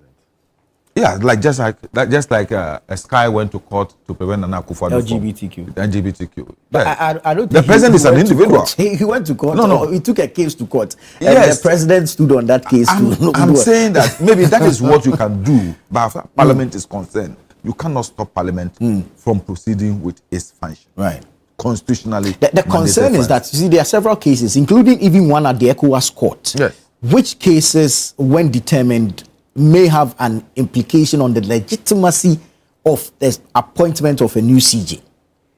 That is the argument They are not concerned about the legitimacy of the appointment of a new CJ.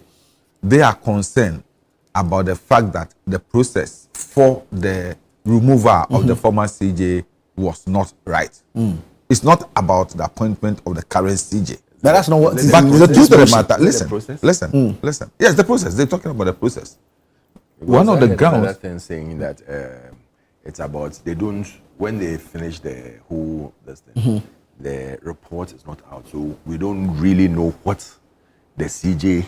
No, but CJ was being removed for. The committee, Because we need the to committee, get, you the can't just committee. say As for the committee, misdemeanor. That report is not public. The but petitions at brought least before. Parliament should have it. No, Why? it's never happened before. It's never happened before. But we should know why you remove it. What we are saying that the report, when the report is presented, the Constitution states the report is presented to the president. The president will now take a We have decision the on RI, it. RTI. Oh, so then you should utilize that. You should utilize that. Maybe you should invoke the RTI. If it comes, if you remove someone from office, at least you can't just come and say that, oh, it's misdemeanor and just leave it as such. Because everything that they spelled out were things that was you and I have lived long in this country. We are not kids. throughout our life as a country, let me ask, throughout our life, when has a president or any been removed somebody, a stated reason? When it's a minister, people don't care because they say the president can approve and disapprove you. Yes. But this is a chief The justice. Chief of the Justice, Supreme there was Court. grounds for it. The Constitution says that a petition. That she traveled and with the, her and the, husband. and Is that why they don't removed look her? at the issue. The issue is that Why that shouldn't one- you look at the No, issue? You this want to know why she was issue taken is not out. for me and you to determine. When Charlotte there was Osei a was taken out, committee. they said why she was taken out. No, there was a committee of his life, of her life. They sat down and took a decision. I was not on that committee. Right. The people who took that decision were equally Supreme Court judges. They look at the petition. They look at the weight. A committee whose Charlotte proceedings- Osei's own was still based on the same petition. Loretta was based on the same petition. They came out to tell us why she was taken out. No. Yes. No. Yes. The president did not Everybody assign knew. any reason for Everybody removing knew. Charlotte Osei. Everybody But you see, knew. in the matter of the CJ, she's always challenged the petition, the proceedings of the committee, and how she feels her rights were infringed upon, even throughout the Didn't Charlotte Osei challenge the petition, the council of the petition? In fact, with Charlotte Osei's own, there were ghost petitioners. Up to today, you and I do not know who petitioned. Oh, the names are there. Where? The names were there. Where? Go and check. Which But you are names? empowered now, you can check. Which names? You are Have you empowered, seen a you can petition check. where somebody has a No, name you are and the empowered person now. didn't sign? They didn't sign the petition. You are The petition empowered before. now, you can check. A petitioner did not sign. Aren't you empowered? No, I'm saying that this one, the Please. petitioner is known. Let's know. The petitioner was given opportunity to appear before the committee. In Charlotte Osei's case, petitioners did not even sign. We don't even know who the petitioners are. What about if it were workers at the MPP headquarters whose name were put there as petitioners? You say they are Ghanaians. And they Ghanaians. But the person who petitioned the CJ's case is also a Ghanaian. As for him, he identified himself, stated the grounds for the petition. Yeah. In fact, one of the petitioners was even Kwakwaza. You understand? So people who petitioned the CJ in this particular instance were known figures who thought that her moral, disposition does not fit the position she Of a was CJ. holding. So I don't have any problem with that. I'm saying that, look, at this point in time, that the minority think that they will succeed in this path they choose. They just want to be heard. Because this path will not serve the interest of anyone. Because there is no way the position of the current, the nominated CJ will be reversed. And there's no way Tokonu will get back to her position. You understand? There's no way she will get back to her position. So this is gymnastics. And I think that it's waste of everybody's time. We must bring a closure to that aspect. History will have it that one day there was a CJ by the name Gertrude Tokonu who was removed. Settle. Yeah. The end of it. Somebody replaced him. CJs have moved and others have been in. Indeed. And she has also occupied the position before. If it's about, I was sympathetic in her claim that she was removed as a CJ, but not as a member of the bench. Supreme Court. Yeah. You understand? That one, I sat down a little bit. I said, oh, maybe, she's not due for retirement yet and all those things. So maybe she could be considered. Or we could retire her honorably so that she goes with her benefits. I was looking. But then you see, when you flex your muscle, Alfred just said something here now that the minister should not flex, but cool down and negotiate. Yeah. Do you think that if Tokonu has taken that stand, and look at how we could beautifully resolve this matter, where she could be honorably retired and the rest, couldn't she have made this thing? So the posture she took, fighting and all those things, and saying that maybe you don't know me very well. But I'm not going said to. that there was this thing going on negotiation there. Where? It failed. Grapevine information. Well, They said that there but was negotiations going on. a poster didn't say so. And you see, I thought that right from day one, it was wrong for politicians to assume the roles of defense counsel for her. Because once you do that, you are you are having a political posture. And the other side will be reluctant to even negotiate and come to the table. Right. I thought that there were so many brainy, independent-minded councils in town that she could have utilized. Right. So that, look, I give one example. When I was a member of the Privileges Committee, when Bakavomawo was dragged before us. During the council he brought, Nana Tudazi. Nana Tudazi. And Frank, his presence virtually changed the atmosphere in the room. Because that's how you work. You understand? So I thought that CJ Tokonu could have looked for somebody very prominent, quiet. You know, there are a lot of them in this who are very independent.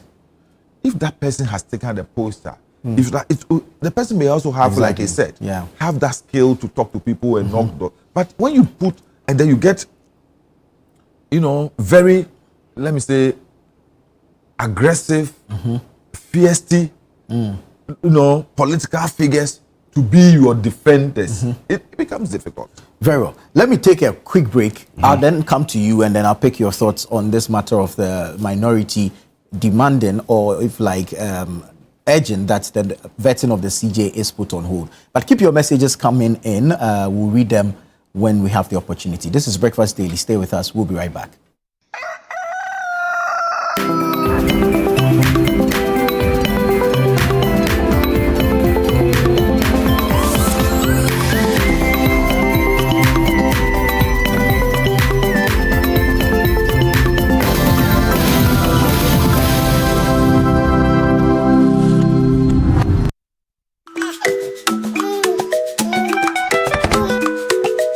How may I help you today? We'd like to open a bank account.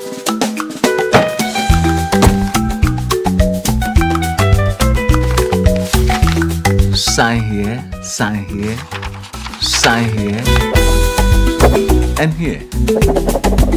And now you draw direction to your house. I need your thumbprint. And I'll need your birth certificate too.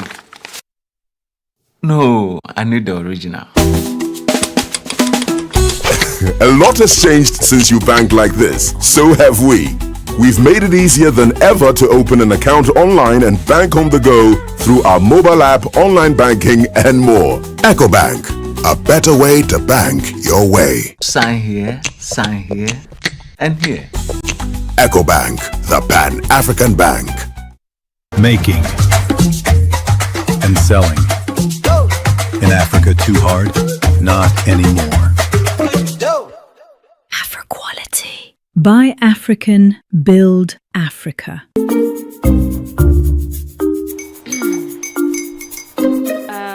Kwame and his uncle are almost here. Wait a minute. This one too, your friend Kwame. Wait, Kwame. As in the same Kwame again? Yes, mommy. I'm the second coming. Into all this tension just to reintroduce that broke boy from Kaswa. Why would you deceive the family like this again?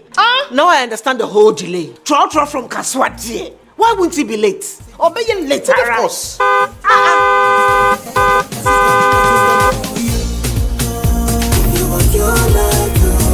Star 712 hash, star 712 hash. You go feel the luckiest. Coffee from Georgia be luckiest. From not the cause she be luckiest. Yeah, you go feel be luckiest. No matter why you're luckiest. Everybody go feel be the luckiest. That's Kwame! Send your God the apple boom. If you put it so would the coming of the Son of Man be. Is that his car? Ha! Even now, your shadow the way designer. I use my own mouth to reject him. Oh, this is my mouth. Look at that. Kwame, my son. Now, tell me the truth. How did this all happen? Oh, mommy, simple direction. Mr. Goodluck no check me way. Yeah, man. Easy cry. Or dial star 712 hash. The devil is a liar. He picked his ticket and entered his lucky 5-digit number. I'm his birthday. Oh, how romantic! And he followed the prompts. Yes, and then boom, confirmation test. I'm quick. Pick 5 numbers for me, okay? I'm feeling like service. Dial star 712 hash. Choose your ticket Enter your lucky number. Follow the prompts and let destiny handle the You see how they love you now? Yo, do you have family payment seminar? Before December, may release a motivational album. Patapa, my super. This promotion is regulated by the NLA on the Caritas platform. Technology has helped various caregivers and professionals in the circles of autism to enhance their skills. It will enhance their social interaction through virtual meetings. The cost of the equipment needs to be made affordable, cheaper, so that people could use it and access it. A lot of people can use, we are able to use short code, which is that once you have average network to even send SMS, it is able to answer certain questions. People at the rural end should not be left out, because that would actually reduce this rural-urban migration. Welcome to EdTech Monday. This is a platform for education technology discussions, and we have a focus on policymakers, entrepreneurs, and educational ecosystem. EdTech Monday is a platform created by the MasterCard Foundation in partnership with Mest Africa to bring EdTech entrepreneurs, policy stakeholders, and government together to deliberate on important issues within EdTech. Watch EdTech Mondays on Mondays at 7 p.m. Brought to you by the MasterCard Foundation in partnership with Mest Africa, only on Channel 1 TV.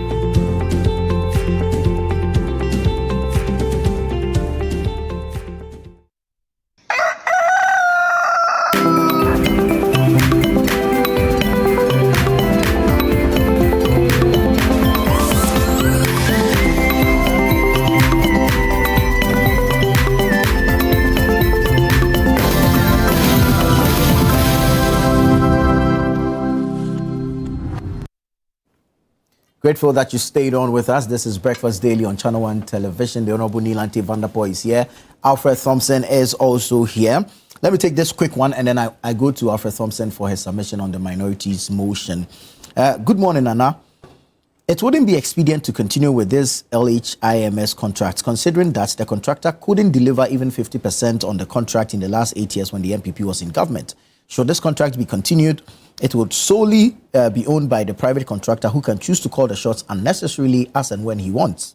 The precious data of the people of Ghana would be left in the hands of a private individual, risking citizen information and protection. Lastly, the nation should have the upper hand in whatever contract the government of Ghana enters into with any private company, since governments only hold all resources in trust for the people of Ghana. Your name is Nana Kwame Desusang from Trubu. Alhaji Hamza from Pig Farm says, good morning, my brother. I can tell you with authority that the vetting of the acting Chief Justice will come on today and it will come on tomorrow. And there's nothing the micro minority can do about it. Ghana must move on. We have a country to govern. When will those cases in court be heard? Meaning, if it will take us 1 year, we should wait. Interesting. Good morning, Channel 1 TV. Charlotte Osei could have challenged the whole process that led to her removal as chairperson of EC, but she did nothing about it. So the NDC should stop comparing her to the CJ Tokolu, who knows her rights and decided to challenge her removal in court. Asamoah from Dodowa says that. All right, Alfred, the minorities' position. The argument is that these court cases will have an implication on the appointment of a new CJ and his or her legitimacy. And so the vetting should be put on hold until the cases are heard. If, just like this message says, if it should take us 2 years, 1 year to complete these cases, we are going to be here without a substantive CJ. It's a matter, I'll start by saying that it's a matter of you have your say, we have our way. Very well. As say. The numbers, with this, know, the numbers in the house numbers now. We know will tell you that definitely the majority will have their way. Indeed. And the minority definitely will have a say. But the truth is that it's better to have your say than not to say anything at all. Because if you don't say anything, tomorrow they'll ask you that, but you were there, why couldn't you say anything about it? I am of the opinion that it is so wrong, so very wrong, to just take the third arm of government and play around with it. It is for a reason. That is why we have 3 arms of government. Right. It is for a reason. The executive, legislature, and the judiciary. And we should not toy with the judiciary. Right now, what is happening is that we are opening room for any government to come in and play around with the judiciary. Any president who comes and says that I don't like the nose of this Chief Justice can decide that someone should write a petition. I set up a committee that will look at it for me, and then the Chief Justice is removed. When we start that way, when will the back stop? It's not right. And the lady has a right to fight her case. Indeed. It's her reputation at stake. Yes. I sat here and I asked a simple question. Why did they remove the Chief Justice? Up to now, none of us know. We don't know.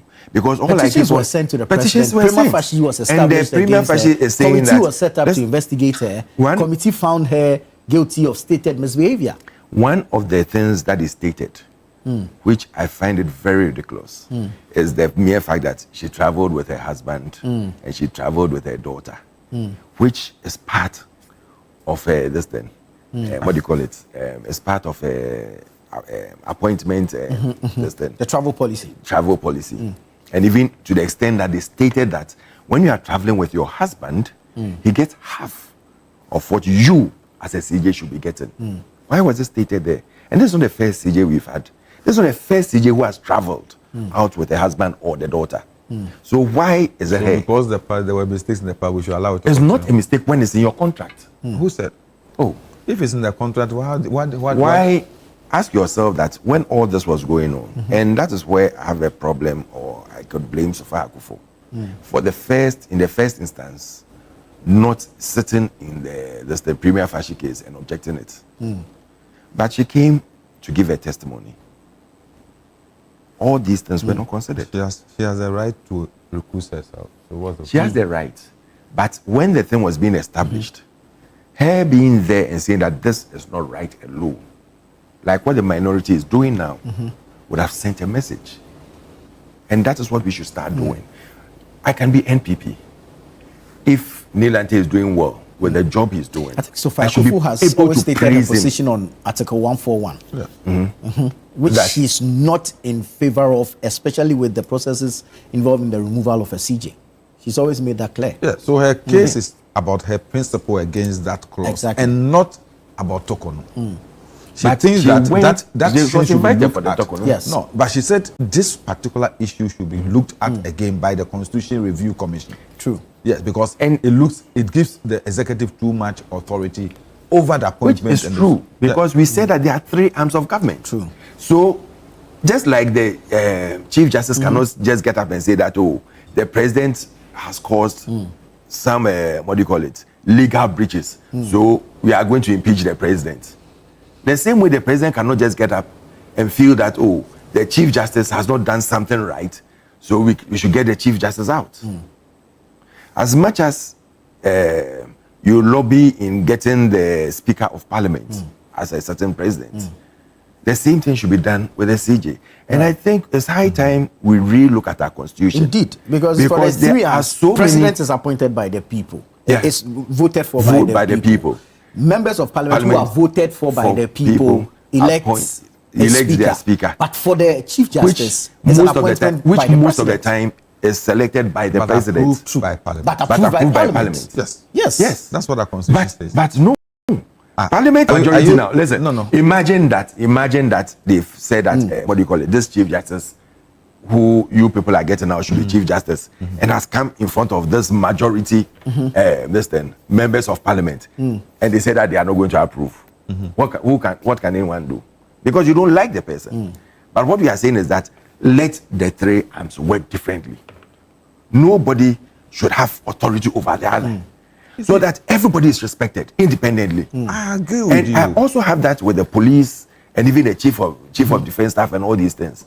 I think the presidential powers to appoint is too much.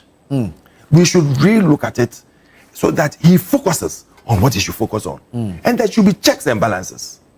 Right. There should be checks and balances. I agree with you perfectly. Under separation of powers, it's key in any governance. But you see, the checks and balances also do not also give people opportunity to violate the principles that are enshrined in the Constitution for the other.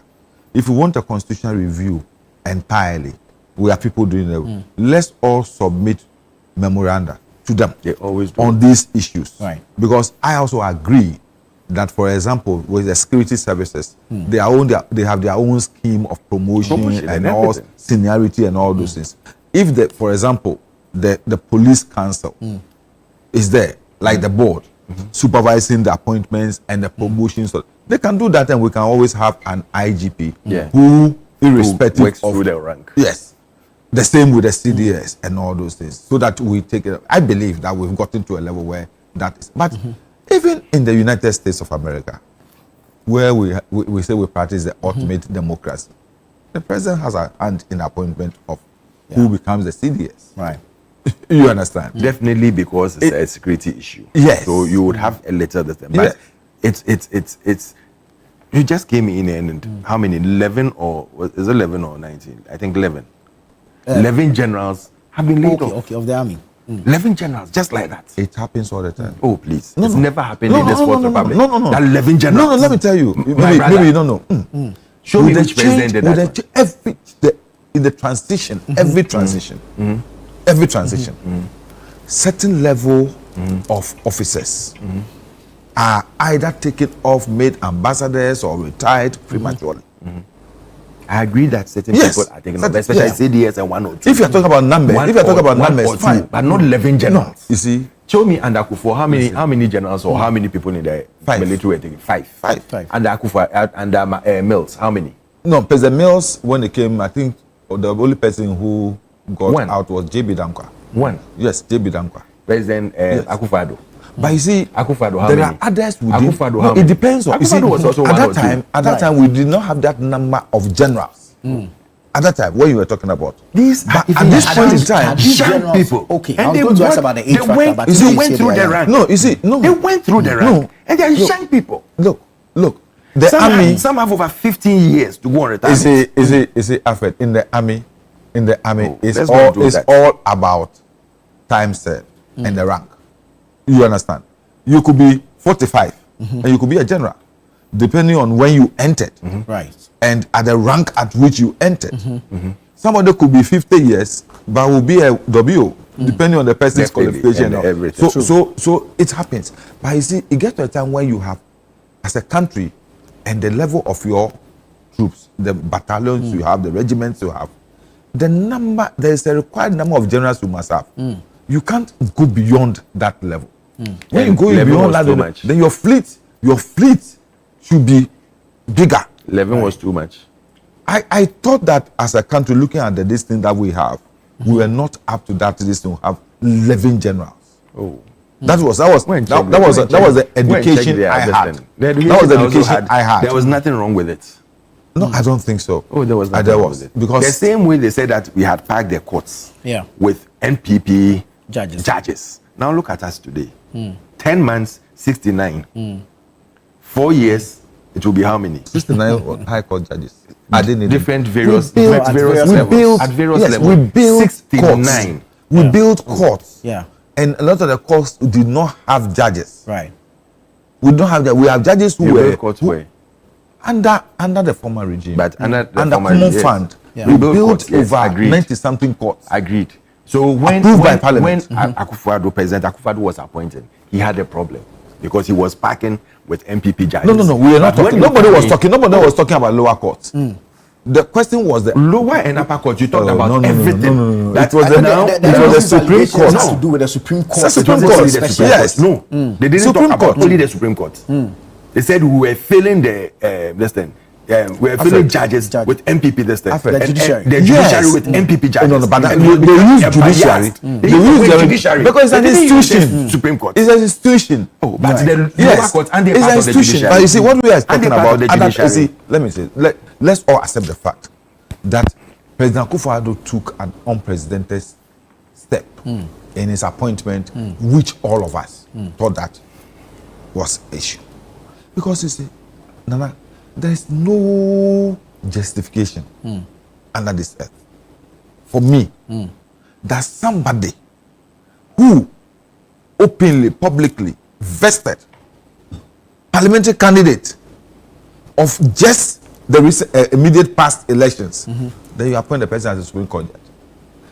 2, the number of years that the person has been on the bench. There are so many others. At the time when Justice Jiawu was being nominated, Dennis Ajay had been an appeals court judge for over 15 years. And clearly a senior to Jiawu. A senior to Jiawu. He taught Jiawu. Edward Asante had been an appeals court judge for 13 years. And they were all ignored. And Jiawu was. Meanwhile, these are people that everybody knew in this country that they are not political, they are not, they are people. You understand? So it gives us a case of it's justified that someone would. If Nana sitting here, if Akufo-Addo had appointed Nana back and promoted. No. If somebody sitting here, if somebody here, Nana sitting here was made a Supreme Court judge and Nana Addo, nobody would have talked. Nobody would have spoken about under the 8 years of Nana Addo, do you know how many judges in the whole judicial system Nana Addo picked? No, in fact, the number was so huge that I've lost count. It was over 100 and it was just Thank about you. 109. Over 109. The whole system. The entire judicial and system. You are even sitting and saying that we have built 8 years. How many? And you 10 months, you've taken 69. In 4 years, let's even say every year. Every year, even take about 50. Are there vacancies for them to Yes. fill? Have they reached the point where they are elevated from one jurisdiction to another? Who sits down to poke and say that, oh, you are filling the courts with MPP lawyers. When you've gone to create an NDC lawyer system, and you come and fill 69 with your people. So it's a matter of what was said. And what is being done. And what is being done? Are you saying the 69-hour NDC? I don't know. Then why are you saying but it? I'm saying that you've created NDC. Then why are you saying it? Listen, don't say anybody created NDC. I recommended that we should do MPP lawyers too. But they told me that no, it's not right. When we start doing that, we are going to polarize this whole country. They have. Yes. We are going to polarize the country, which is true. But you have NDC they have. But NDC has always had the NDC lawyers. Yes. No. They actually even meet. Yes. They have annual congress. They planned and worked on it. Oh, how? They planned. But if they plan and work on it, what is wrong with it? You think it's right? Which association will you form? Which association will you form in this country without planning? Every political party has professionals. We have professional groups. We call it professional group. Yeah. We don't differentiate lawyers and doctors and nurses and this and that. We don't do that. Very well. But that is what they are doing. They are polarizing this country. Indeed. And if you are not careful, and this situation continues, this country in the next 10, 20 years will be in trouble. I'm telling you the truth.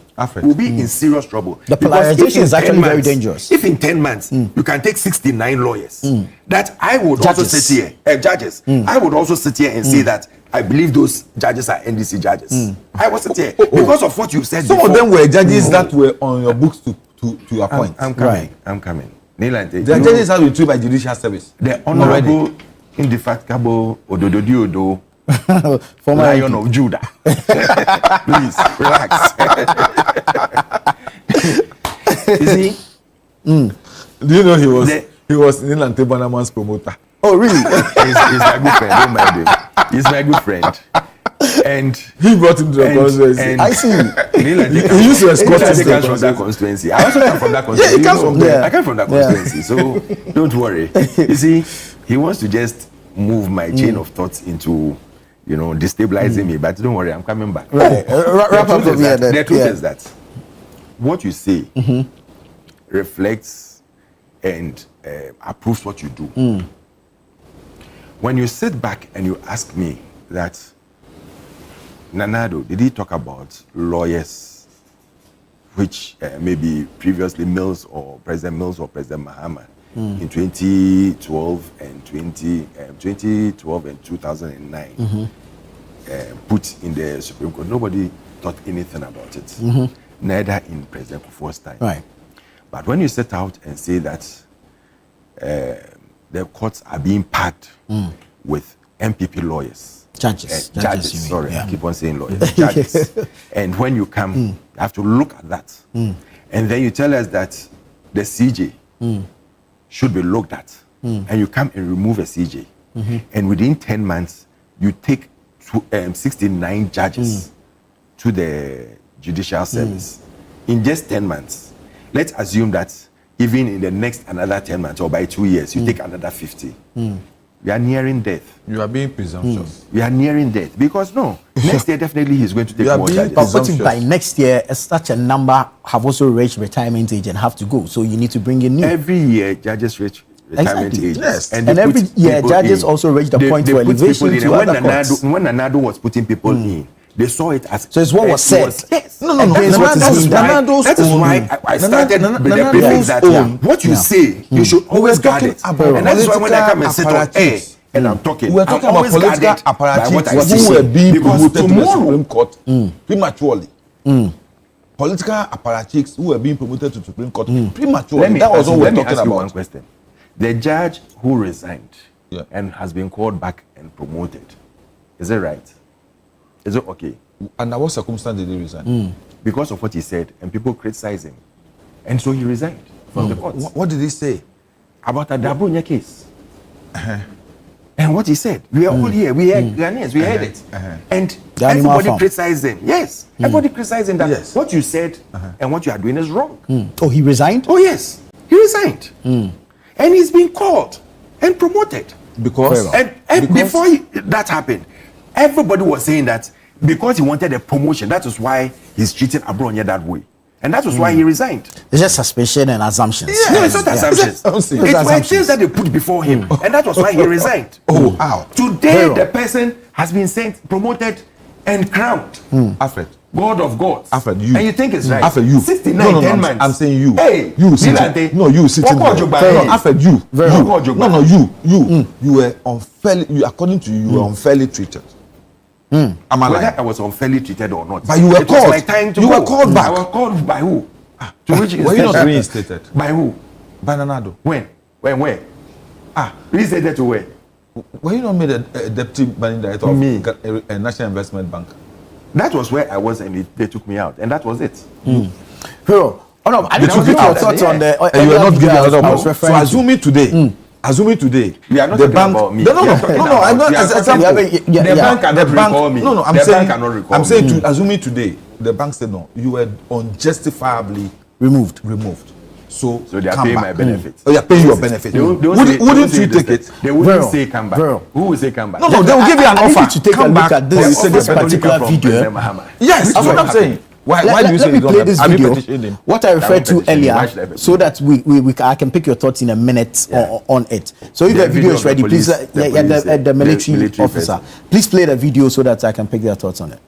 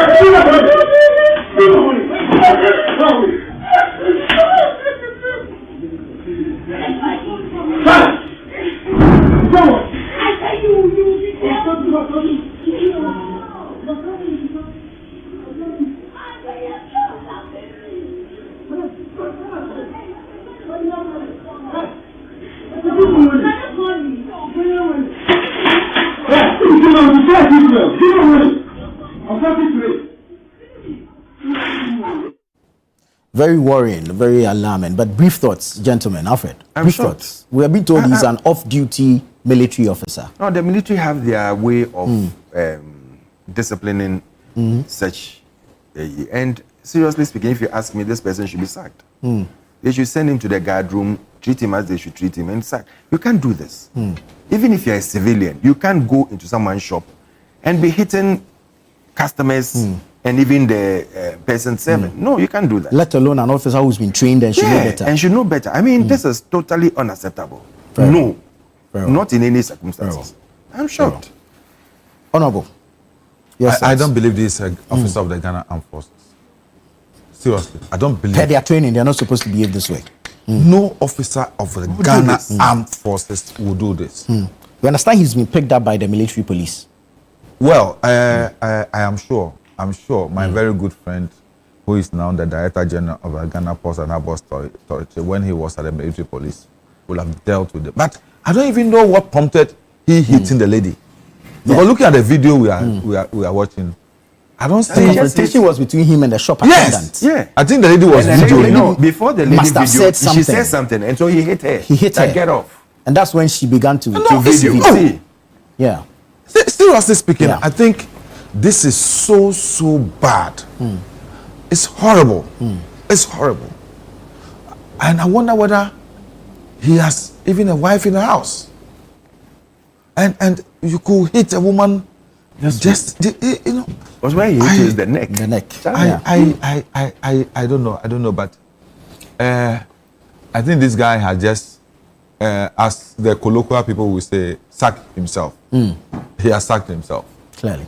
Yeah, because under no circumstance. No, it's not an officer. Look at the chain on it. No. Well, he told he was off duty. No. And now with the report we're getting, he may be a military personnel, but not an officer. Very well. You understand? Well, the distinction. This is too much. A military personnel, not an officer. Because no officer of the Ghana Armed Forces will behave this way. The officers are specially trained. What to do it here? Just a quick one. I want to take this opportunity to wish Gary Nemako a happy 50th birthday. Champion lawyer. Today is his birthday. Lawyer Gary. And also my guy Sasu in Cape Coast. Very well. We'll place a call to him. Thank you so much, Alfred Thompson. Thank you so much, Nilante van der Poel. This has been the news review segment on Breakfast Daily. Don't go away. The show continues.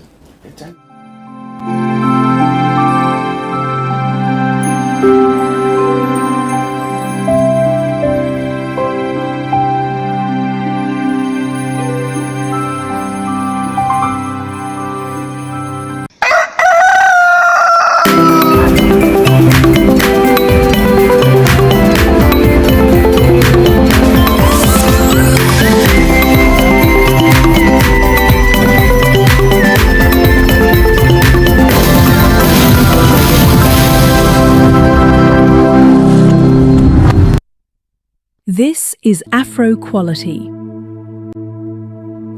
It's not just a store.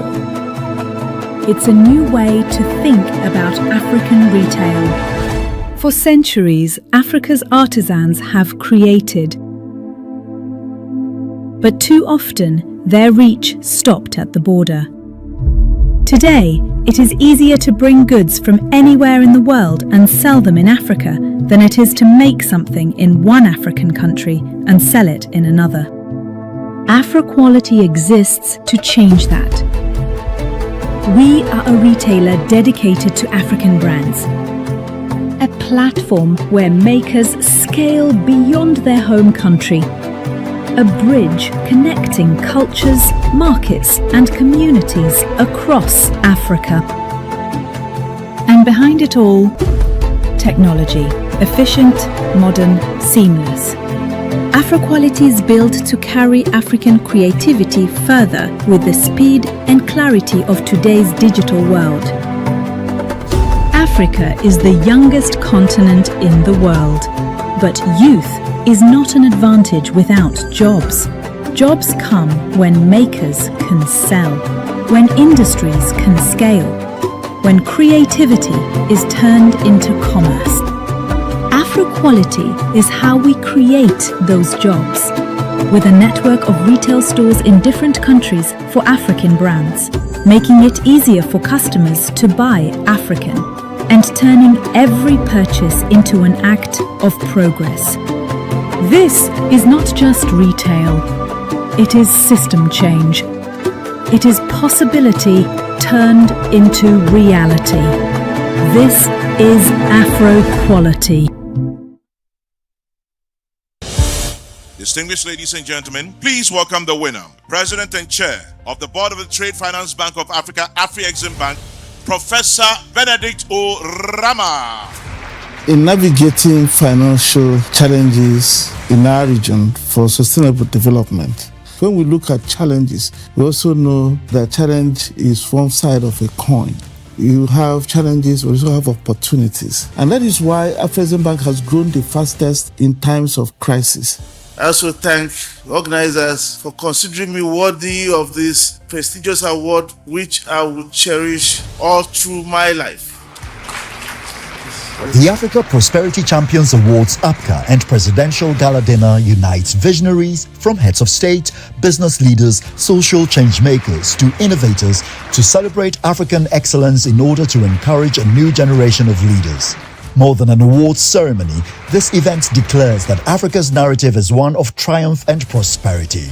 We celebrate a new story where African solutions guide us forward. Each honor exemplifies the vast potential of our continent. The 4th edition of the Africa Prosperity Champions Awards and Presidential Gala Dinner takes place on February 6, 2026 at the Kempinski Gold Coast Hotel in Accra, Ghana. To attend, you may contact +233 536 098325 or send an email to protocol@africaprosperity.network. You may also visit africaprosperitynetwork.com for your tickets now.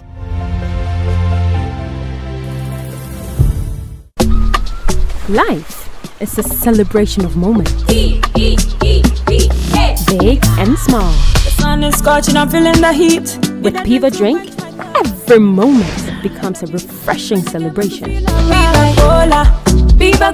From the beach to your home, in every corner of your world, Piva Drink adds a burst of refreshment.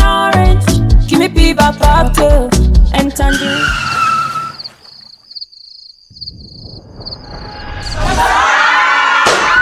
Celebrate every moment with Piva Drink. Refreshment for every occasion. Piva Drink, a taste you will love. P for Piva. This advert is FDA approved.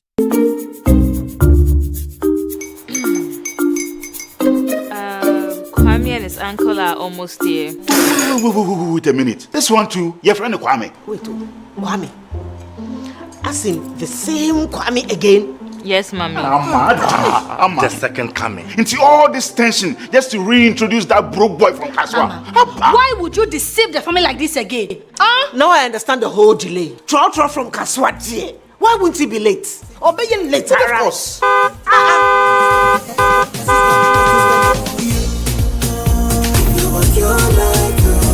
Star 712 hash, star 712 hash. Go be the luckiest.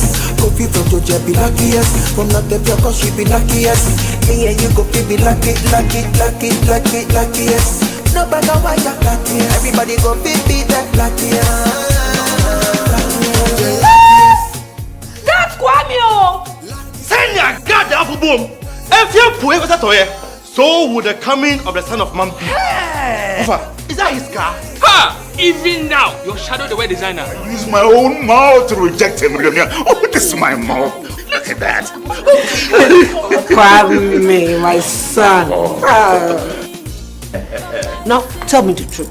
How did this all happen? Oh, mommy, a simple dilution. Mr. Good Luck no check me well. Yeah, man. Easy car. Or dial star 712 hash. The devil is a liar. He picked his ticket and entered his lucky 5-digit number. I'm his birthday. Oh, how romantic. And he followed the prompts. Yes. And then boom. Confirmation test. One quick, pick 5 numbers for me, okay? I'm feeling like 7. Dial star 712 hash. Choose your ticket. Enter your lucky number. Follow the prompt and let destiny handle the You see how they love you now? Yo, baby, our family pay massive. Before December, may release a motivational album. Patapa, my super. This promotion is regulated by the NLA on the Caritas platform.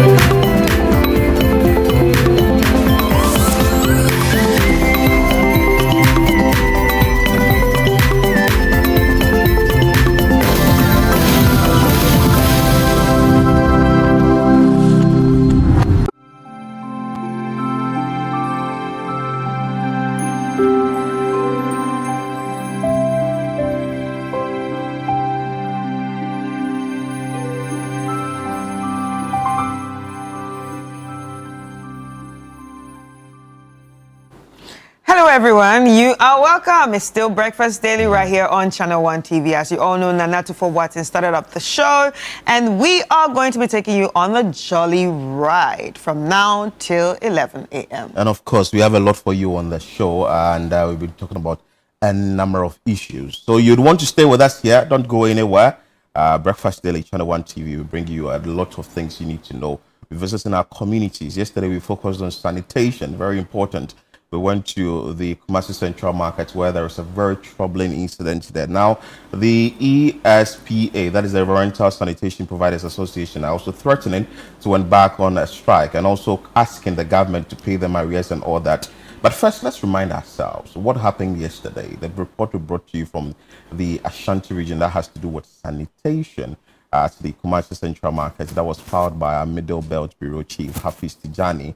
Let's refresh our minds after we have detailed conversation on that. At this open space at the Kumasi Central Market, these women sit close to a drain engulfed with filth. First-timers to this section of the market are welcomed with a stench, but these traders, although fullest aware of the health implications, they are more interested in their trade, defy the health implications to sell their wares. Kankai ne dia sopa no bi kaye ahokyere wa ma onsoso no ma mbedi die tine je ye sole a ni abetinam to da kra ba hase na wontimi ntina itimi katakata ye hwene ansa ne atimi atana so bi kan wa ma dia na obedi sese hawa de blend sese to bi a wote hase a na etuba na ebon enso je yenya ba bi ntinanti yetina musa unsuro ebi ayare ne sana me kase nya baabi ntina ye nkola na didiem sebe ye nkola ne be ko school nti ye to aduroni ade agugugu sebe ye asent ne nkoye mu me nyale. Despite efforts by city authorities to clear the choked drain in commemoration of the National Sanitation Day exercise, the place has been filled up again. The traders blame the situation on the dumping of refuse into drains by residents in nearby communities during rainfall. Yani ati ade ye fa nwura nwu ade ni pati nsuo to a na otie betwe firi ni nyina aba abegu ase tinkaye nkaye ne ati ade nkaye adwen kura ne senka aban sisi dade ni bi kura ho no ma enke nu sense bola no store ane be ba na gu nanim na nko apra nsuo ni mfa entra efini nsuo to a efiri soro ho efiri eso alaba so ho ebubasa na begugo tan anti ha umutimi yi timi epepla ha nyina ne yi efini so sensuo to a efiri de no an efini ba bebre na begugo tan. Drivers at the nearby lorry terminal also accused the traders of worsening the sanitation situation at the area. Wabana ayuma afele bola na wi so say anyi ma anya mana edisa mana nka bola ni ha wo ba ma wo mu bo wa say bola ni de ma na eba so mintu fa bola ma no titiru na de bola ba bo se no be jan bola anopai me ba no bi de agechire bola obotom no de atoya. Visitors to this market express worry about the sanitation situation. If the place is unhealthy, you would think that, oh, this is not my house, but you are sitting here, you eat here, you sell, and then everything. It affects our health indirectly or directly. Oh, personally, when you are passing by and then you see the place, it's really not nice. I mean, seeing the place and then the smell it comes with it also affects you. So it's really a problem here. If you look at it, they sell fruits, food and everything. Some even sit and eat here. So it's a concern, seriously. It's really a concern. Bola na ye tantanta de tuntum e kai me enye malaria bebre. Ana malaria so ho no se amanu mu sika sem so adin, edwuma mu so adin. Obanye sika kakra na sa de akosa ho yare.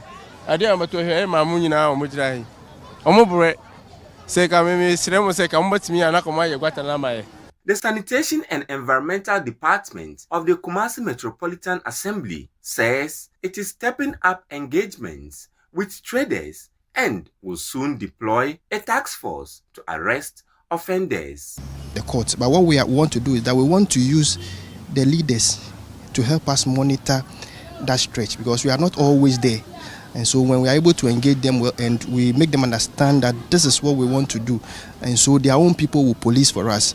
Additionally, we are putting in place some task force to go around and then periodically monitor some of these things. So enforcement is critical, and we are poised to ensure that we deal with people who flout the laws. Yeah.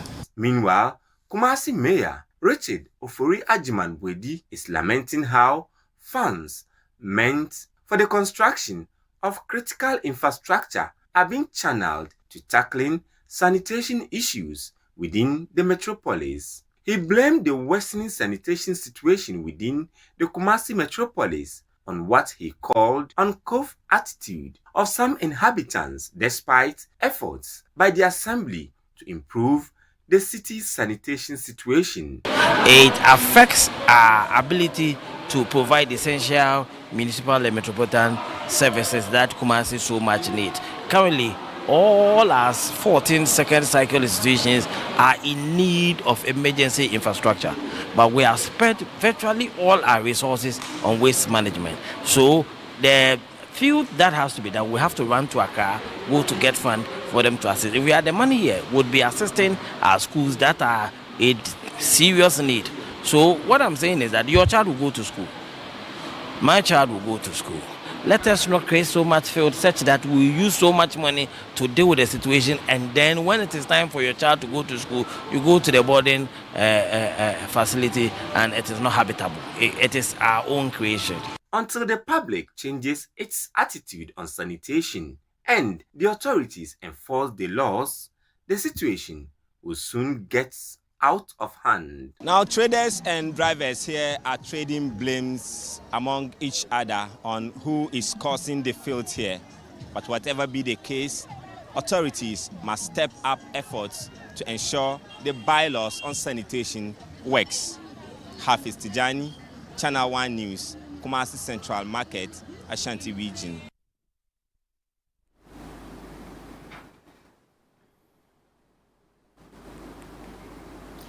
So that is what you saw there in your shot or on your screens from the Ashanti region. That is a Kumasi Central market. We dealt extensively yesterday on this issue, but it has come that we have to deal with it again and speak to some resource persons, as well as a comment or demand from the environmental service providers to the government, asking that the arrest should be paid and all that. You speak to individuals from the environmental service providers in studio and ask them details of their demand. But let's speak to Eugene Asa Asamoah, who is the Ashanti Regional President of ESPA and also Business Development Manager for K-Cup. Ask him details of what really is happening in the Ashanti region, and when it comes to the management of filth in the Ashanti region, maybe some key challenges they are facing, using the Kumasi Central Market as a case study. Good morning, sir. Yeah, good morning. I trust you are doing well. God has been merciful, and I trust you are well. I'm doing good. Have you seen the situation at the Kumasi Central Market, looking at the filth there, and also the Subin River? What really is the challenge as environmental service providers to sort of support the efforts of the government to get a place cleaned up? All right, thank you very much, and I want to use the opportunity to thank your listeners and viewers. My name is Eugene Asamoah, and I'm the Regional President for the Environmental Service Providers Association, Ashanti Region, and I'm also a National Executive Council member for ESPA. I would want to start by saying that the Environmental Service Providers Association, as we are called, we are a coalition of private waste management companies that work in partnership with local authorities and the government to provide efficient, sustainable, and all-inclusive environmental service. When we look at Ghana's environmental sanitation policy, it states clearly that waste is the property of government. And by extension, if it is government's property, it behoves on government to find best means of managing and treating same. There's a role that ESPA plays, and that is that we as private entities go in to perform some aspects of this environmental or waste management, and then government also has a role to play. So as we speak now, we have members who are doing collection, who are doing transportation of the waste, who are doing treatment, and then recycling of the waste. And then, as you would know, the members don't only situate their efforts in solid waste, but they are also in liquid waste, they are in medical waste, they are also in electrical and electronic waste. The issue in Kumasi, you know that waste management or waste generation, I should say, is proportional to population growth. So it means that wherever the population increases, waste is also increasing, or waste generation is increasing. And it means that waste as is generated on a daily basis should be handled on a daily basis. So in Kumasi, although there are challenges, the existing ESPA members are doing their best to ensure that waste is collected, to ensure that waste is managed properly. And I would want to say that when it comes to solid waste, we have the J. Stanley Owusus, we have the Asadi waste, we have even the informal sector, the Aboboya people, we have Zoom Lion, we have the Light who are doing the waste collection. We have those that have also been earmarked or allowed to clean public places. All of these things are happening. Even the government on its own also does what we call the CBD cleansing at night. And they are all doing their efforts to make sure that the environment is clean. What is happening now is more of attitudinal issues. And I'll say that, you know, if people, if you want to do proper and efficient waste management, certainly there should be change modeling. Change modeling in the sense that waste will always be generated. But when waste is generated, how should it be first and foremost stored before it is collected, transported, and treated? We have ESPA members who have been assigned to put communal containers at vantage places within Kumasi so that when waste is generated, they will be channeled into these communal container sites that are there. They are visible. We also have, even last year, there was a project between KMA and Spain and also the government of Cape Verde.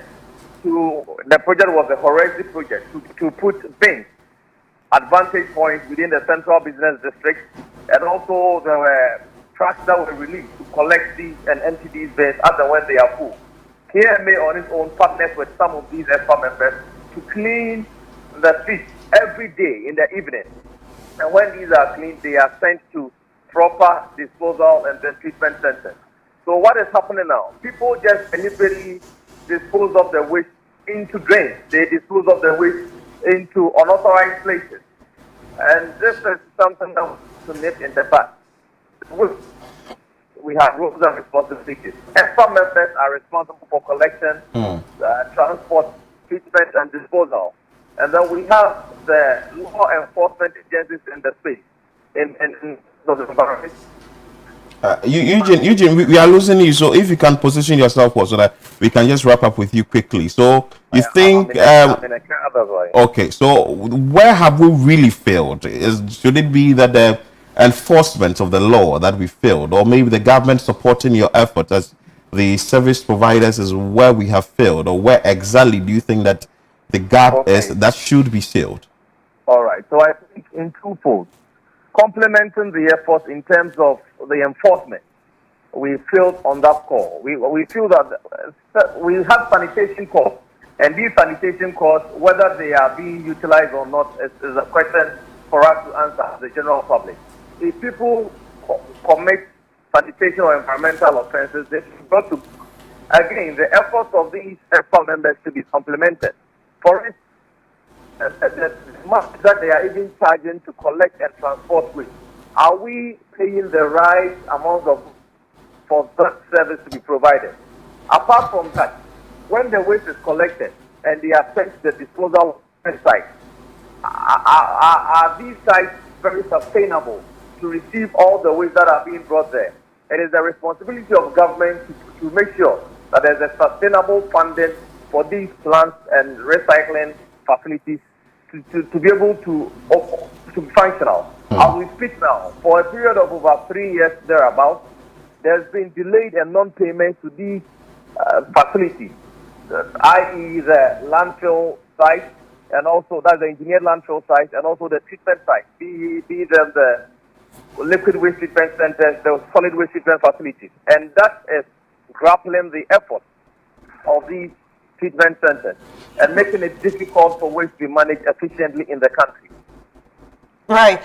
So, Eugene, I just have one question. Who actually bears the primary responsibility for keeping a place like the Subim River or the market environment clean?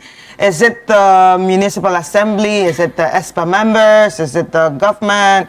Is it the traders themselves? Who is responsible? Who would we point to say, you know, has to carry this load? Okay. So I'm saying that, you see, the Ghana Environmental Sanitation Policy states it clearly that waste is a property of government, and its management is a preserve of government. It behoves on government to partner with private entities like ESPA to do that. And I'm saying that ESPA is doing their best in that regard. But then there's attitudinal issues which is born out of lack of enforcement and also governmental support that has brought us to where we are as we speak as a people. Okay. Eugene, thank you so much for your time. Eugene Amoah Samoah, the manager at KCAB, and also his Ashanti Regional Chairman, I think, for ESPA. But let's sustain this conversation. Yesterday, the Environmental Protection Association, that is the ESPA, raised alarm over the looming collapse of Ghana's waste management system, urging immediate government intervention to avert a national sanitation and public health crisis. There was a news conference that was held in Accra yesterday, and the executive secretary for the group, that is Madam Ama Ofori Entry, said the service providers are on the verge of shutting down due to mounting financial pressures. And you heard Eugene state that on the show shortly, and she warned that if immediate government attention or intervention are not provided, these compounded challenges could cripple Ghana's waste management system in a few days' time, reversing years of progress made in keeping our cities clean and protecting the public health and environment. But in studio for us to discuss this extensively and also understand what really the ESPA members are asking for when it comes to the management of waste and sanitation in this country is Julius Sechere. Thank you. You're welcome, sir. Thank you and very thank much. you so much for your time.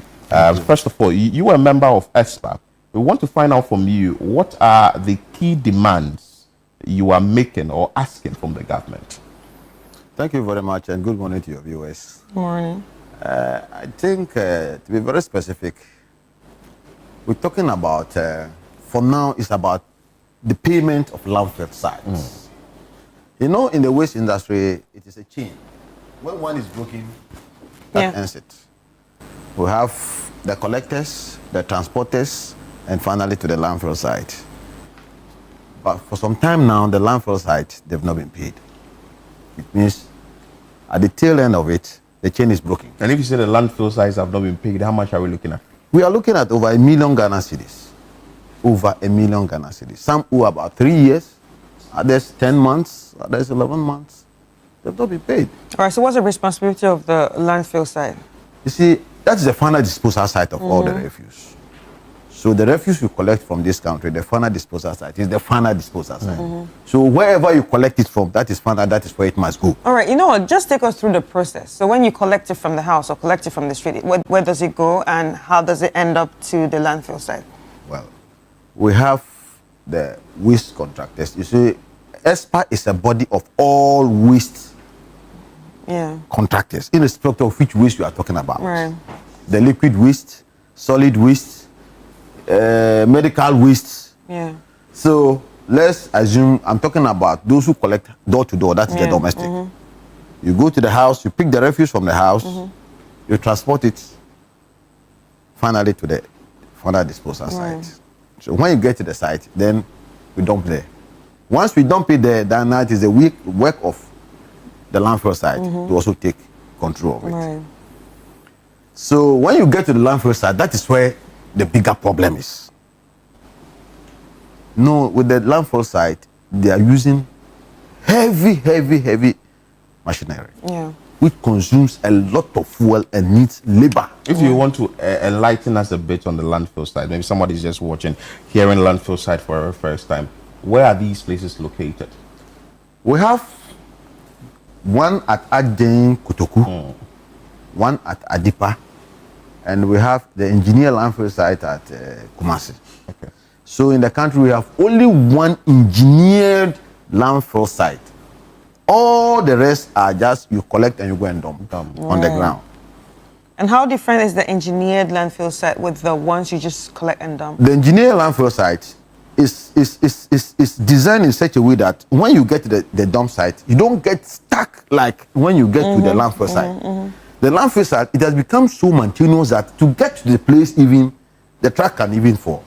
Yes. Was it like the Pone landfill site? Precisely, that's how it looks like. Wow. So the machines must always work to bring it to the levels that the trucks can climb. So once you leave it for a day or two, and we're talking about 600 trucks visiting a landfill site a day. So it just keeps piling.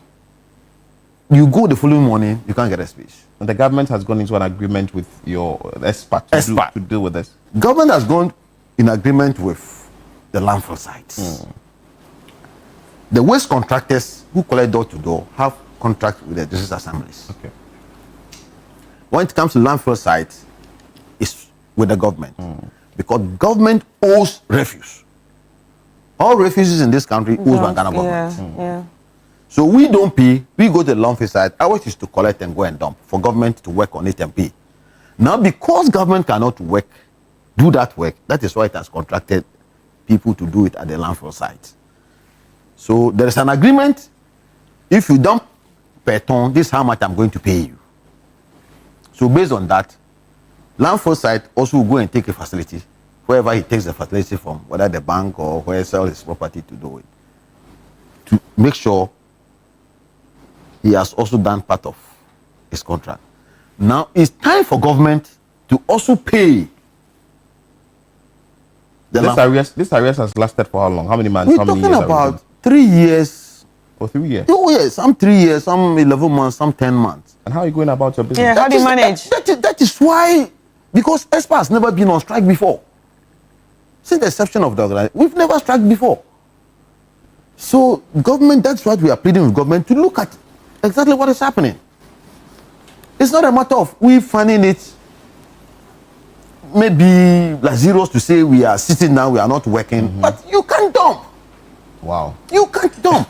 So the whole thing is about not being able to dump right now. Yes, because if you put the waste in the truck and you can't dump, assuming your compactor collects about 50 houses, and you are working around areas where you pick around 600 houses, you pick only 50, and for 4 or 5 days you can't dump.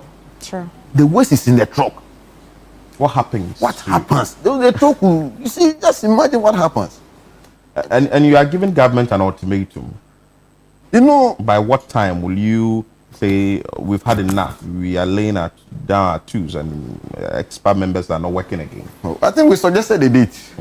That's on the 7th. You know, we went through a lot of things to come out with this thing. Because we talked to our sector minister, parliamentary select committees. We met them. We spoke to them. So this thing did not start yesterday per the press conference. We started dialoguing with them so that at least we can get a solution to it before we get to this thing. But unfortunately, it's like... But what were the response you got from the dialogue? We are looking for money to pay. We are looking for money to pay. I don't know when we are going to get the money we are looking for. So, but if we can also not get the money to buy the fuel and maintain the machines, what do? We still go on to say we are working whilst we can't work. Would you want to explain to us the difference between the landfill sites and what we know as the plants that you shut down? You know, the plants that we are shutting down are the plants that deal with liquid waste. You know, the liquid waste, they have a system. as compared to the solid waste. So basically, you segregate everything. Yes, the liquid waste goes to Lafensa side. If you go into Kolebu, there's a liquid waste there. And you come to Ajin, Kotoku, and the rest like Adipa. That is where we carry the solid waste. So these are the two difference. And we have where we have the medical waste at Ajin, Kotoku. So there are departments in the sector. So whichever waste you carry depends where you have to take the waste to. So it looks like if you should embark on this strike or by 7th November, if you do not get feedback from the government, all the waste will now be stacked in our offices, in our homes, and all that. Precisely, that's what it is. That's how it is. We can't do anything about it because a contractor will not be happy to go and load the waste and pack it in his truck and keep the truck. Because the acidic content in waste, you see all the waste trucks you see, sometimes you buy them less than 5 months. That's how you see them. When you go to the waste site and you get stuck, this bulldozer will come and push the car. By the time they are done with your car, you will see that you bought a truck. You're also asking for some sort of funding to be allocated to waste management in this country, if you can tell us about that. Yes, it's true. You know, the previous government give waste and sanitation 10% in the fuel levy, if you could remember.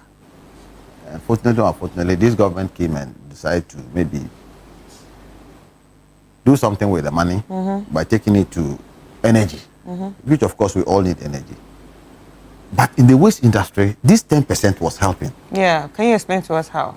You see, we couldn't have gotten to this stage if that money was there.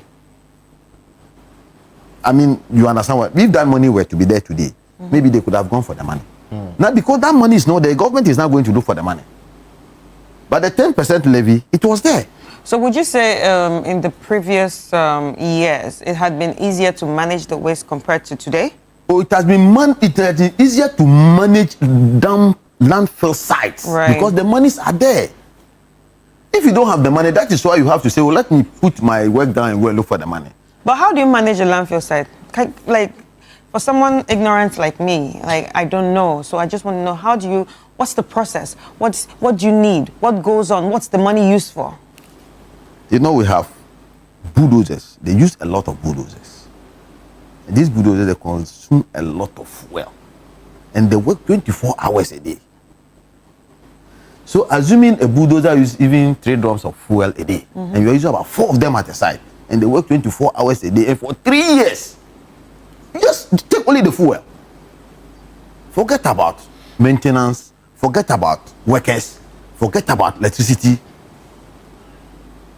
So managing a landfill site is very expensive. Very, very, very expensive. Wow. Before you take leave of us, let's know the pressing demands you are making to the government. What will be the health situation in this country if your members go on a sit-down strike, and how urgent do you need the money? Well, we're in a rainy season. Everybody knows what can happen if you leave your waste in your house. True. Let alone outside.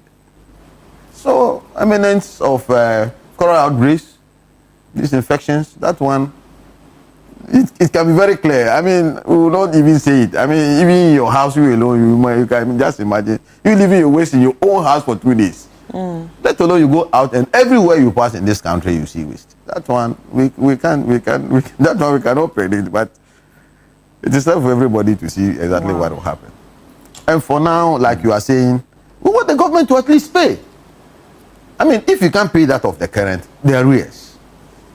If you can't pay, because we know government will say it doesn't have the money, like the negotiations we've been to them for some time now. Government is always looking for money. But we can also not continue to borrow. Now the banks will not even give you the facility. Right. Because you owe them so much. Some of our colleagues are in court. Because they can't pay. Wow. Okay, very soon, I know in the month of November, the finance minister will be reading the budget.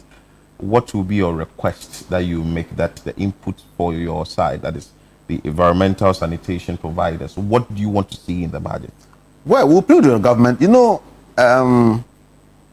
we've been looking for this levy for some time now. Unfortunately, the previous government was able to do it for us. So we will plead with the government to reintroduce it so that we won't get to this stage where the government will say it doesn't have money to pay for landfill sites. So we'll plead with the government to reincorporate that levy and, if possible, increase it. If it's about 15 or 20 pesos, that will be good. And we also plead with government that waste management is not profit-making organization. We're pleading with them, when we import the trucks into the country, they should let us have the tax-free. It's a design truck for waste and nothing else. Okay, Julius Eche, thank you so much for your time. He is a member of the Environmental Service Providers Association. They are saying that the government should pay all arrears or face a shutdown. They've given an ultimatum, November 7. If nothing happens, that means the waste you have will stay in your home, or will stay in the office, or will stay on the street, or wherever it will be. And the health implications may be we can't handle it in this country. You're still watching Breakfast Daily here on Channel One TV. We'll be back with more.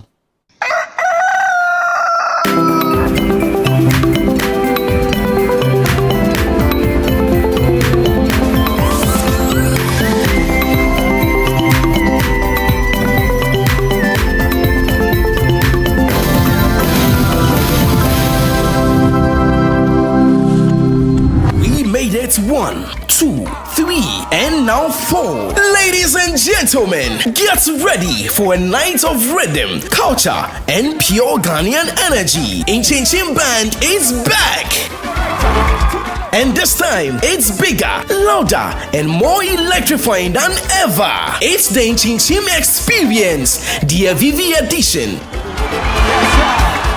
Happening live on the 14th of November 2025 at the National Theatre. Showtime 8 o'clock p.m. sharp. Featuring Lucky Mesa, Famiye, Na Ajaman, AEC, Lexi the Comic, Kwame Bringer, and TM Music. It's going to be a night of unforgettable music, laughter, and culture, all on one stage. Tickets going for 150 Ghana cedis. You can dial *920*126*2# to grab your tickets now. For more enquiries or information, call 0503-127-463 or 0541-690-409. This year's concert is mainly powered by Avivi Foods, Ghana's fastest growing food brand, championing local produce and authentic homegrown flavors. Proudly sponsored by Center Point Mall, Verna Water, Boat, Zomo.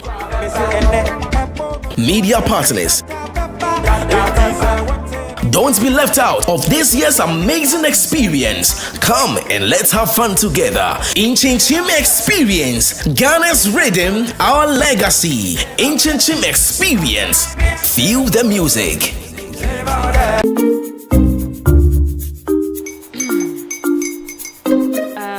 Kwame and his uncle are almost here. Wait a minute. This one too, your friend Kwame. Wait, Kwame.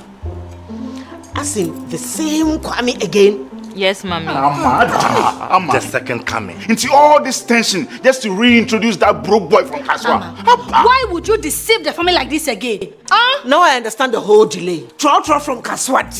Why wouldn't he be late? Or being late, of course.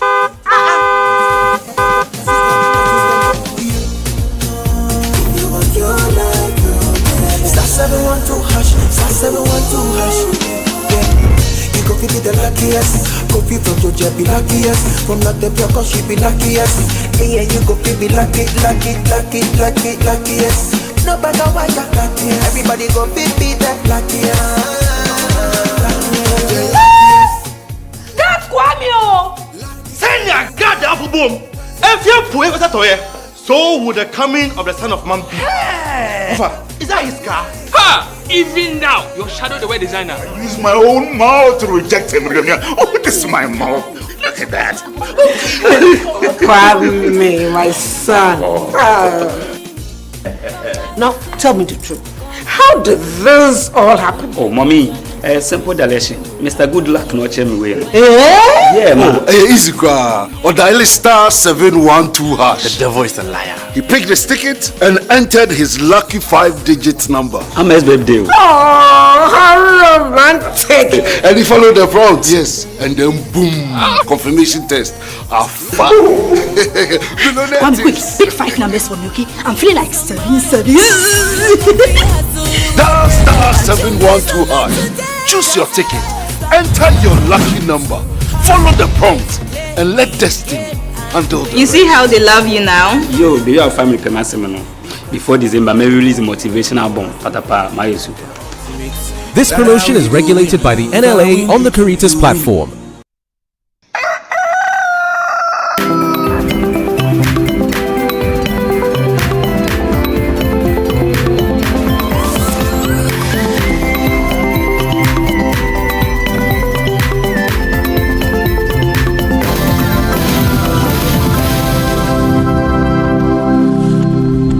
Targeted advertising is tracking your every move. Could your digital habits be controlling you?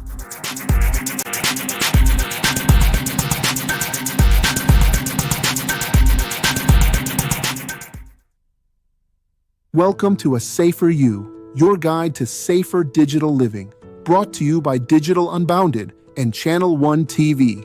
Today, we'll discuss targeted ads and the importance of digital literacy in our interconnected world. You know, those adverts that seem to follow you everywhere online? You talk about something once, and the next thing, you see it on your screen. It's not magic, and no, your phone isn't secretly listening. This is targeted advertising, a powerful tool in today's digital landscape. Here's what's really happening. Every time you click, watch, or scroll, websites and apps collect tiny bits of your data. What you like, where you go, what you search. Piece by piece, they build a digital profile. Your habits, your interests, your behavior. And that's how they decide what ads to show you next. You looked for a shirt once, and suddenly, shirts everywhere. It might feel harmless, even helpful. But remember, these ads are designed to influence your choices without you even noticing. The more you click, the more they learn, and the cycle continues. But you can take your power back. Start by checking privacy settings on your apps and browsers. Turn off unnecessary permissions like location or microphone access. Use privacy-focused search tools or ad blockers. And please, don't just hit accept all on those cookie pop-ups. Take a second to manage what you share. Protecting privacy is just one side of it. The other is digital literacy. That means thinking critically about what you see online. Before sharing that post or headline, pause and ask, is it from a trusted source? Can I verify it somewhere else? Or am I just being pulled in by a catchy image or headline? Here's your action plan. Adjust privacy settings on all your apps and browsers.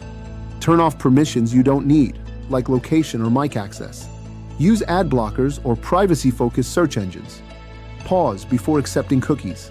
Allow only essential ones. Question what you read and share online. Always verify before you repost. Targeted ads and misinformation can quietly shape how we think and act online. But when you protect your privacy and sharpen your digital literacy, you take control. Stay mindful, stay secure, stay smart, and stay safe in the digital age. A Safer You is brought to you by Digital Unbounded in partnership with Channel One TV. It feels exciting, but these scams are designed to lure you in, and before you know it, your money could disappear.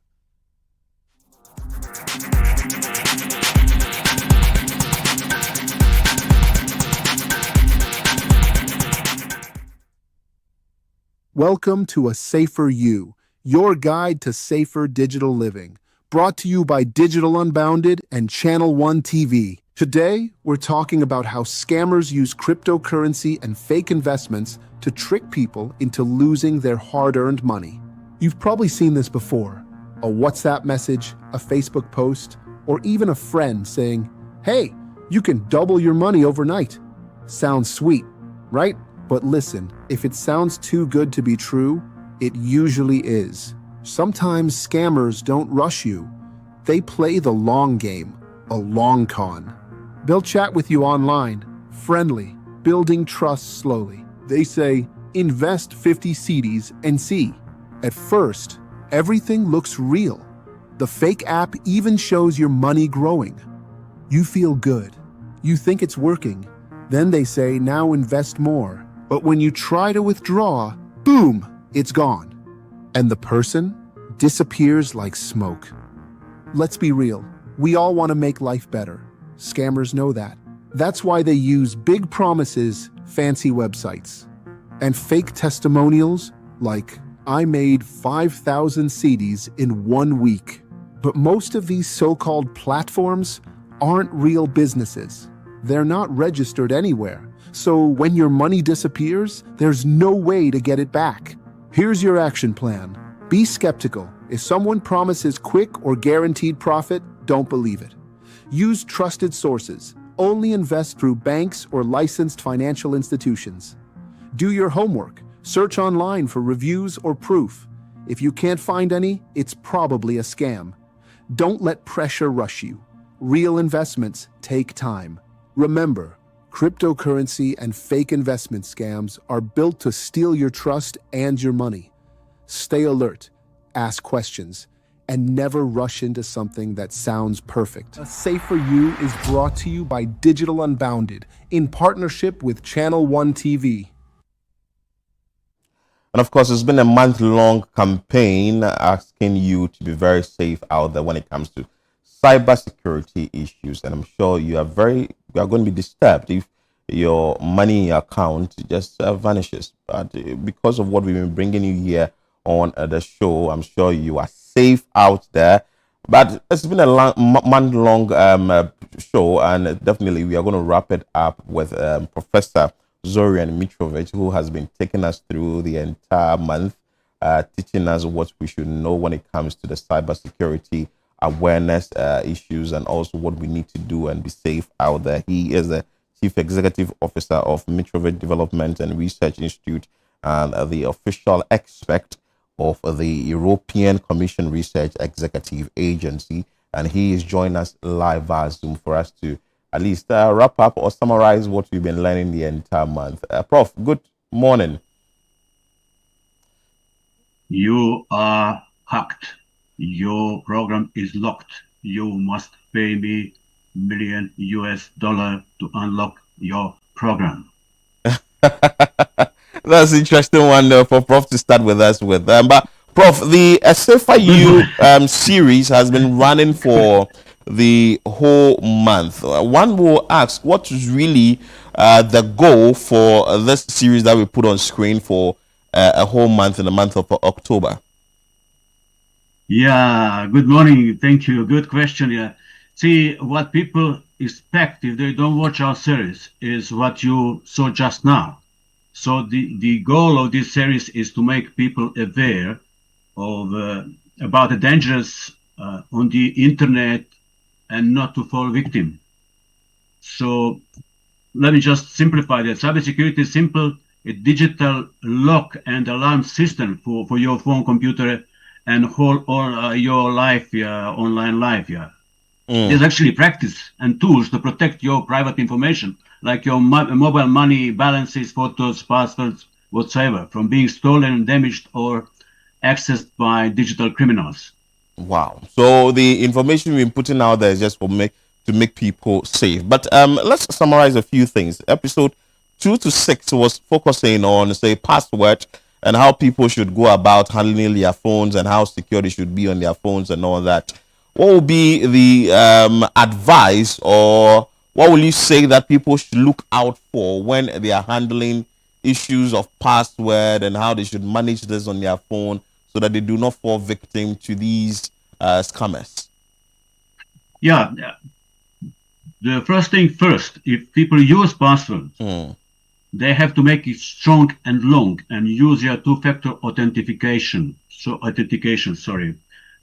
using another way to verify that you are you actually, like your fingertips or like your face or your OTP that you get to your phones.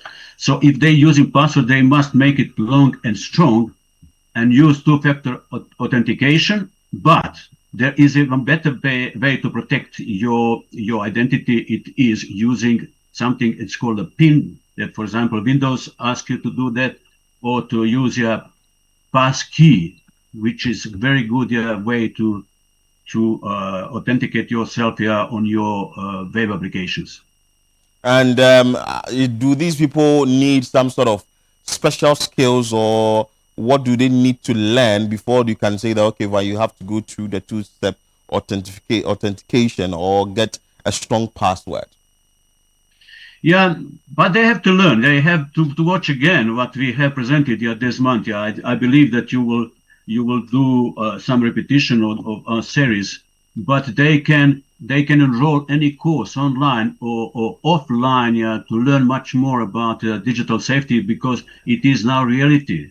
We cannot do anything in private life and in a business if you're not using at least mobile phones or other devices. So we at the Digital Unbounded, we offer all kinds of courses for individuals and for organizations in Ghana. Wow. Week episode 7 to 14 focused on some red flags would have to look out for. Maybe you get an email, you get a phone call and all that. Just a little reflection or revision you'd want to take us through. What should be the focus when you receive a call or you get an email? What will you say you are looking out for to say that this is the red flag in there and I'm not supposed to follow the email, I'm not supposed to give my details out after the phone call? Yeah, the first thing first again, stop and think. You know that people not manipulate just our machines, if I can say. They manipulate our minds. It is about emotions, as you said. It is about urgency. If you say something urgent, stop and think. If you see something that is kind of obedience linked, like your boss or somebody else asks you to urgently do something, don't do it straight away. Again, stop and think. If it is about fear that your account, for example, will be locked, again, stop and think. Who is sending that message, and what you can do straight away. If it is, for example, mobile money fraud in question or business email compromise. If, for example, your boss tells you you must wire straight away $50,000 American to some account, don't do that. Stop and think. It is manipulation of your emotions. So first, call that person using your ordinary phone. Call that person to check if it is true or not. And Prof, we know that people do a lot of shopping online, buying, and also trying to more be doing window shopping and all that online. What should be the mindset of the ordinary Ghanaian or anyone who wants to shop online, for the person to be very responsible when it comes to digital space? Yeah, that's like we repeated many times. First, stop and think. If you see something on the web page, it's something attractive, but it's too good to be true. It surely is. So you stop and see if that web page is got that little lock, green lock on the top of your browser, and had that HTTPS in your web address to tell you that that website is using encrypted channel for your online shopping. That's one thing. By the way, hackers can do also that HTTPS fraudulent pages, but this is a kind of a first step. Look if that website is secured by that scrambled channel, and then check it in another web page for the same information. If they confirm that the same information, that you are fairly safe to do some online shopping. If not, just be suspicious and check it with different channels, or call them, or whatever you can do just to check it. So it is again and again important to stop and think before we do anything. Beautiful. Prof, it's been a 1 month long learning and sort of teaching us what we should do with when it comes to the cybersecurity space. As we wrap up this awareness this month, what will be the final words you'd want to share with our viewers when it comes to we being very careful out there? I know we've said a lot, but what will be the final words you'd want to share with our viewers on that? Excellent suggestions. Yeah, thank you.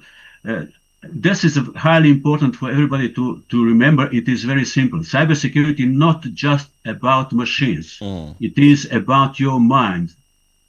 When we are online, we have always to pause at least 5 seconds before we click on a link, before we reply to that supposedly urgent message, or before share private information with anybody. So give yourself 5 seconds before you answer, anything that seems urgent or something like that. Yeah, just give yourself space to think properly and not to be pushed by anything, machine or people. And if you like to find more about this, because this is the end of our series, it is our mutual effort. Yeah, please contact all TV channel 1 or Digital Unbounded, and we will help you gladly. Beautiful, beautiful. And thank you so much for your time. You have been with us for 1 good month, teaching us and all that. But before you take leave of us, is there a way people can report? Maybe they notice that someone is trying to scam them. Is there a way they can report so that maybe the general public will be aware of it and wouldn't fall prey to such scammers? I'm not 100%. If you have in Ghana one central point for reporting that, but please report it to the police. Good. That's the best thing. And if there is a central hub, in Ghana, they should be making it aware, that they are there and people can report there. But report if in your organization, report to your manager, and they will know where to report. And for ordinary citizens, I'm sure that there is a police department that deals with digital crime. Thank you so much, Professor Zorian Mitrovic, who is the Chief Executive Officer for Mitrovic Development and Research Institute and the official expert of the European Commission Research Executive Agency. And he has taken us through a 1 month long learning. At least we are supposed to be safe out there.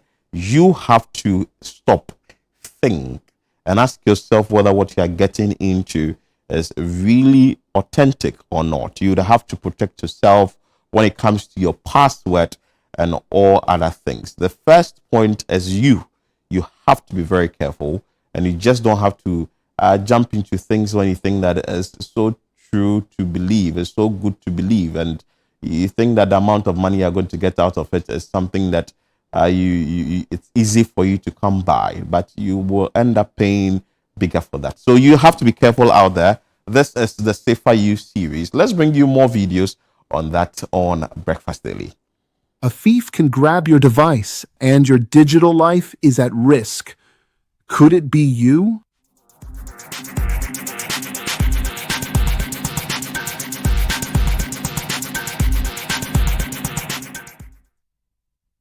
Welcome to A Safer You, your guide to safer digital living, brought to you by Digital Unbounded and Channel 1 TV. Today, we're talking about something you touch every day: your phone, your laptop, your tablet. The little devices that hold your life, your chats, your memories, your money. You lock your front door to keep your home safe, right? But your phone, your digital front door, stays wide open. Leaving your phone on a cafe table? That's like leaving your wallet in the street and hoping for the best. Let's start simple. Your phone, your laptop, they're not just gadgets. They're valuables. Treat them that way. Never leave them alone in cafes, airports, or offices. If you have to step away, take them with you or keep them where you can see them. Use strong screen locks, like a password or a PIN, so if your device is stolen, nobody can open it easily. And if your phone or laptop has a Find My Device feature, use it. It's like a digital tracker that helps you find your lost device. Even if you're careful, things happen. Phones fall, bags disappear, screens die. Backups are how you breathe easier when life happens. Backing up means making a copy of your important files, photos, documents, contacts, and saving them somewhere safe, like in the cloud or on an external drive. The cloud is like a safe online storage place that you can reach from anywhere. Set your backups to happen automatically so you don't forget. And every once in a while, check that you can restore your files in case something goes wrong. Now here's something important. Backups don't just help if your device gets lost or breaks. They're your shield against something called ransomware. You know when a hacker locks your files and asks for money to unlock them? That's ransomware. But if you have a backup, you don't have to pay. You can simply restore your files from your backup and keep your money safe. Here's your action plan. Keep your devices close and in sight.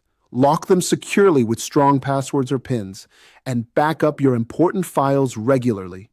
Don't give thieves or hackers the upper hand.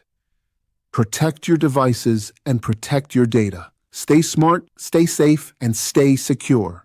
A Safer You is brought to you by Digital Unbounded in partnership with Channel One TV. One call, one text, or one scan. That's all it takes for a scammer to get in. Will you spot it before they do?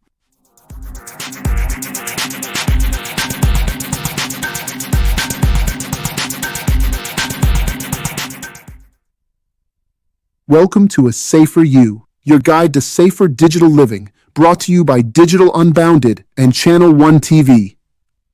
Today we are talking about online scams and phishing, and how scammers use simple tricks to steal information and money. Scams are everywhere online, in emails, text messages, and social media posts. An online scam is a lie told with technology, and the goal is to take your money, your identity, or your trust.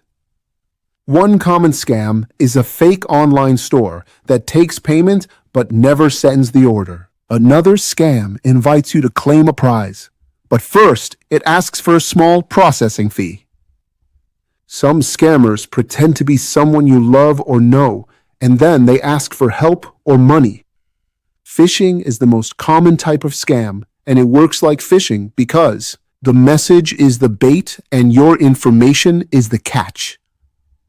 A typical phishing message may pretend to be from your bank and say your account is locked, asking you to click a link to fix it. A delivery message may tell you your package is being held and ask you to pay a small fee to release it. A message that seems to come from a family member asking for money is often a scam, and you should always double-check before sending anything. Phishing looks real because scammers copy logos, language, and the exact style of real messages. Always check who sent the message, because strange letters, extra numbers, or a wrong domain are signs it's not real. Do not click links in messages you did not expect. Instead, open the official app or website yourself to check. Watch for bad spelling and messages that push you to act right away, because rushing you is a common scam tactic. If someone asks for money or personal details, call them on a number you already have to make sure the request is real. If a message makes you feel rushed or emotional, pause, take a deep breath, and think before you act. Here is your action plan. Learn the signs of scams and phishing. Pause before you click. Check the source. And always verify through trusted channels before you send money or personal information. Scammers may cast wide nets online, but you do not have to take the bait. Stay calm, stay smart, and stay safe. A Safer You is brought to you by Digital Unbounded in partnership with Channel One TV.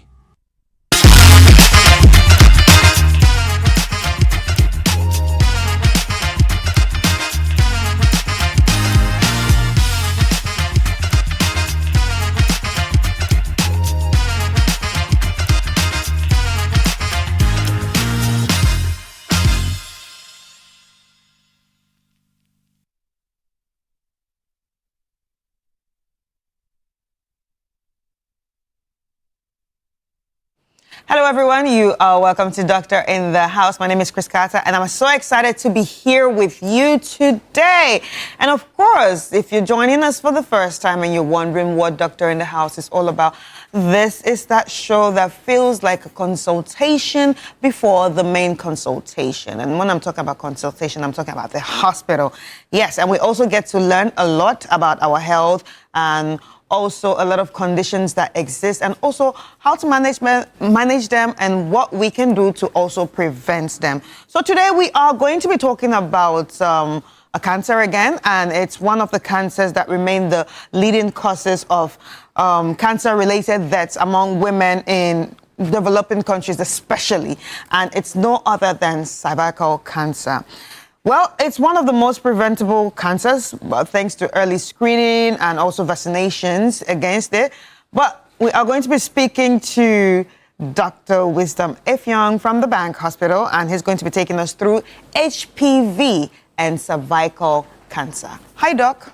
Hi, Chris. How are you? I'm blessed. It's nice to have you here. Thank you. All right. So, Doc, today we're going to be talking about another cancer, although we are still in the, breast cancer awareness month. We're going to be talking about another cancer, and that is the cervical cancer, and also HPV. Yeah. And one thing the government has actually done, which I think started this month, was to roll out the HPV vaccination for young girls of a certain age. So we're going to talk about all that and why it's important for people to sit and listen to this conversation. So if you have any questions, especially for the doctor, please feel free to send in those questions via the WhatsApp number on the screen, and it has to do with cervical cancer or HPV, and he will reply you. All right. So, Doc, let's get straight into it. First of all, let's begin. What exactly is HPV? So, thank you for having me. You're welcome. I think that you mentioned, even if we're still in the breast cancer zone, we just want to delve a little bit into cervical cancer. Let me be quick to mention that in as much as breast cancer is the commonest cancer, in females, especially in Ghana, cervical cancer is next to breast cancer. So, and it's a global burden, really.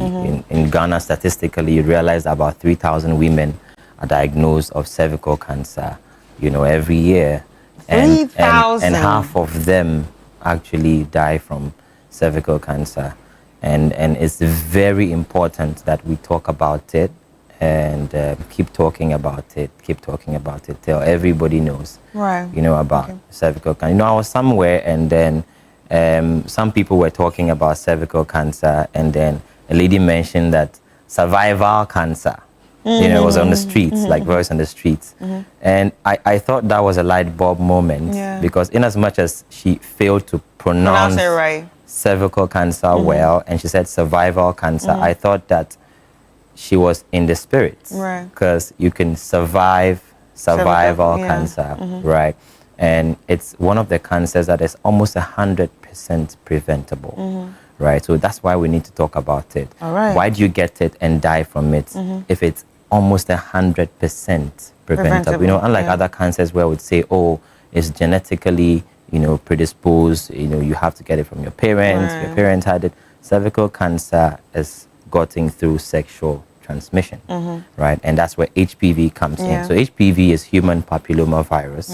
It's a virus that potentially causes cervical cancer when there is a persistent infection, right? So what that means is that people can have HPV, people can be walking around with HPV even without knowing, but the moment there's a persistent infection of HPV, barred with other signs and symptoms or other comorbidities that you might have, then that predisposes you to having cervical cancer. So someone who is immunocompromised, you know, someone who has HIV, you know, HIV dampens your immune system, and the presence of HPV, I beg your pardon, would now, you know, persistently worsen that. So all this actually has to do with your immune system. Immune system, exactly. And truth be told, most people, even women, don't know where their cervix is located. Right? So they don't go to the hospital? They don't see a gynae? Some people think the cervix is somewhere here. No, Doc. Yeah, you don't know, Doc. You're joking, right?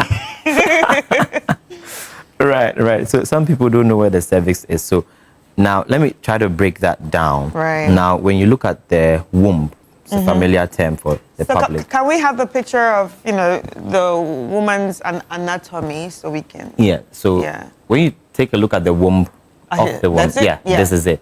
It looks like a pear, sort of. It's like a pear-shaped organ, right? Where the body of the pear... Up, you know. Okay. Yeah.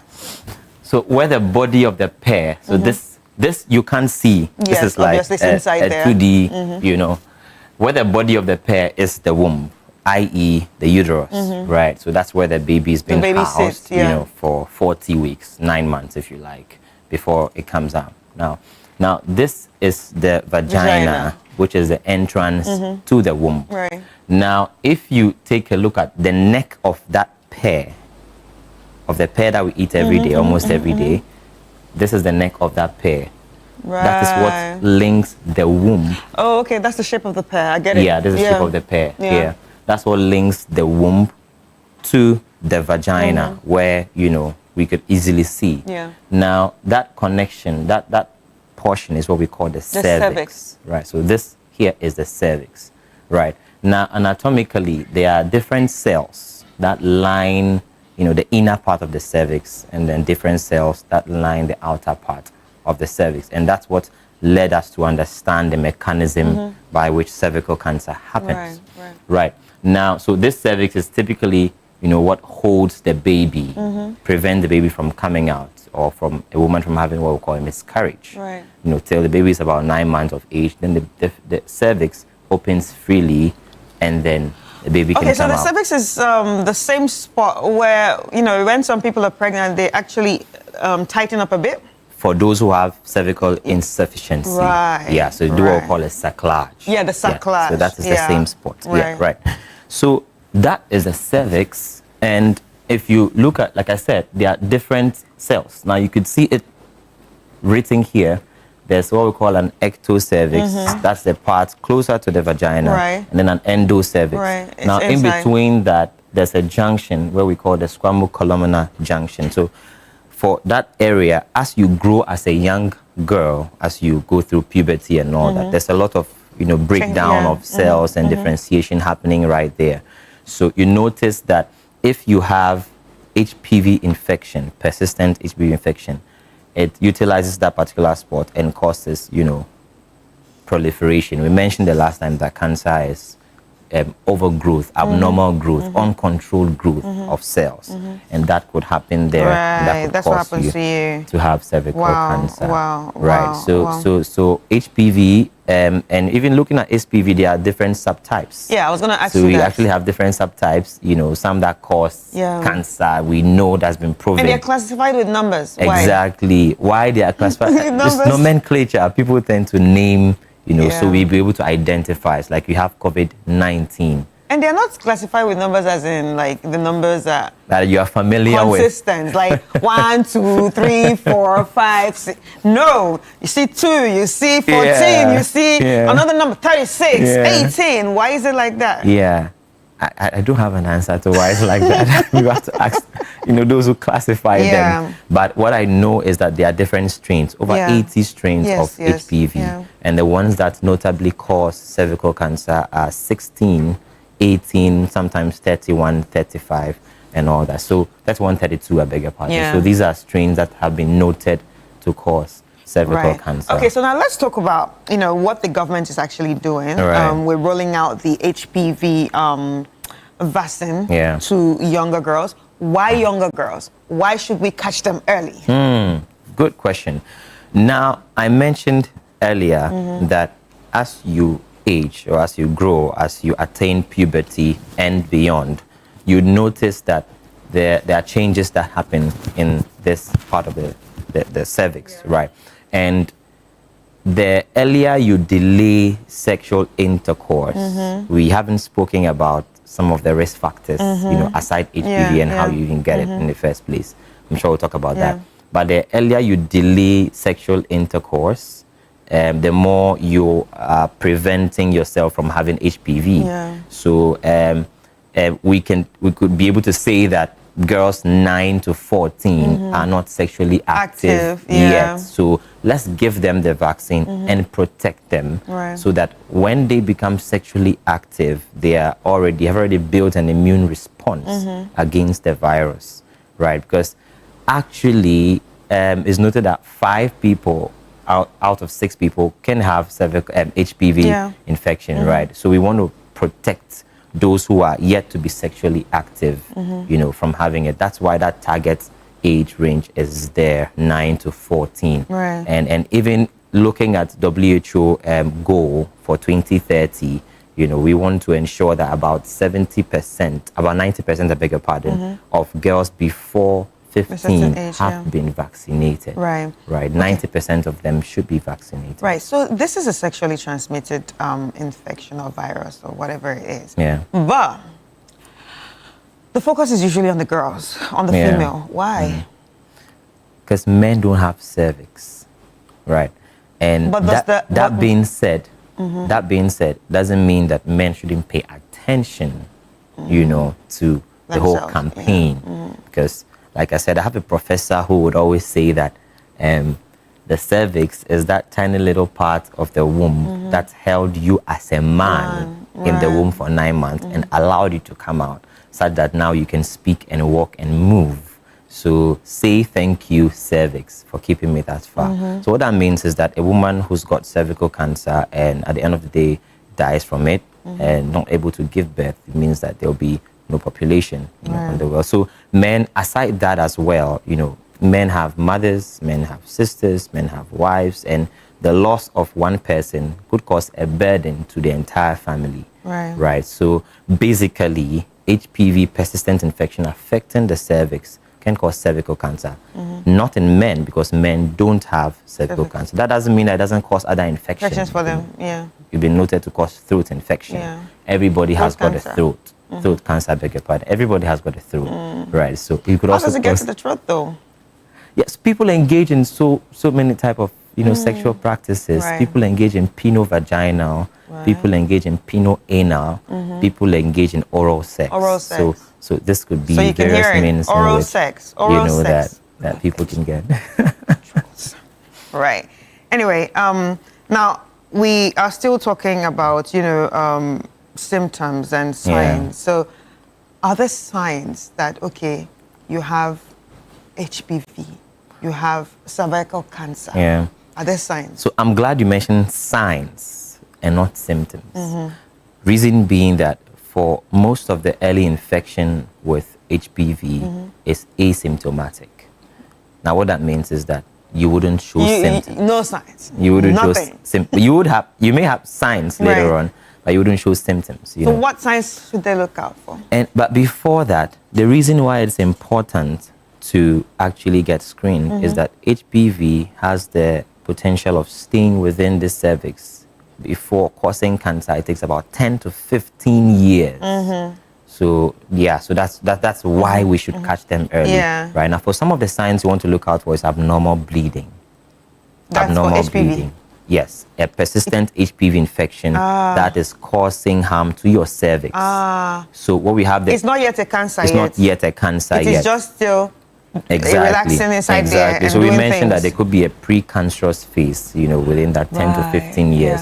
And for some people, they've even gone through that 10, 15 years and they now actually have a cancer, but the cancer is still in situ, it's still localized to the cervix. And, like we did for breast cancer, there are stages. So there could be stage 1, stage 2, stage 3. So as it goes, it becomes even worse. And then the symptom also ensues as well. Right. So for early stages, you would have an abnormal bleeding. When you say abnormal bleeding, does it happen during your period? So this is the bleeding outside of your period if you haven't reached menopause. So some people who tend to have intermenstrual bleeding, people who have to have postcoital bleeding, which means bleeding after sex. After sex, Yes, people bleed. Yeah, bleeding after sex. You notice that after sexual intercourse, you bleed. Some people also tend to have, pain during sex, during deep thrusting. So they have pain during sex. So these are all signs that you should look out for.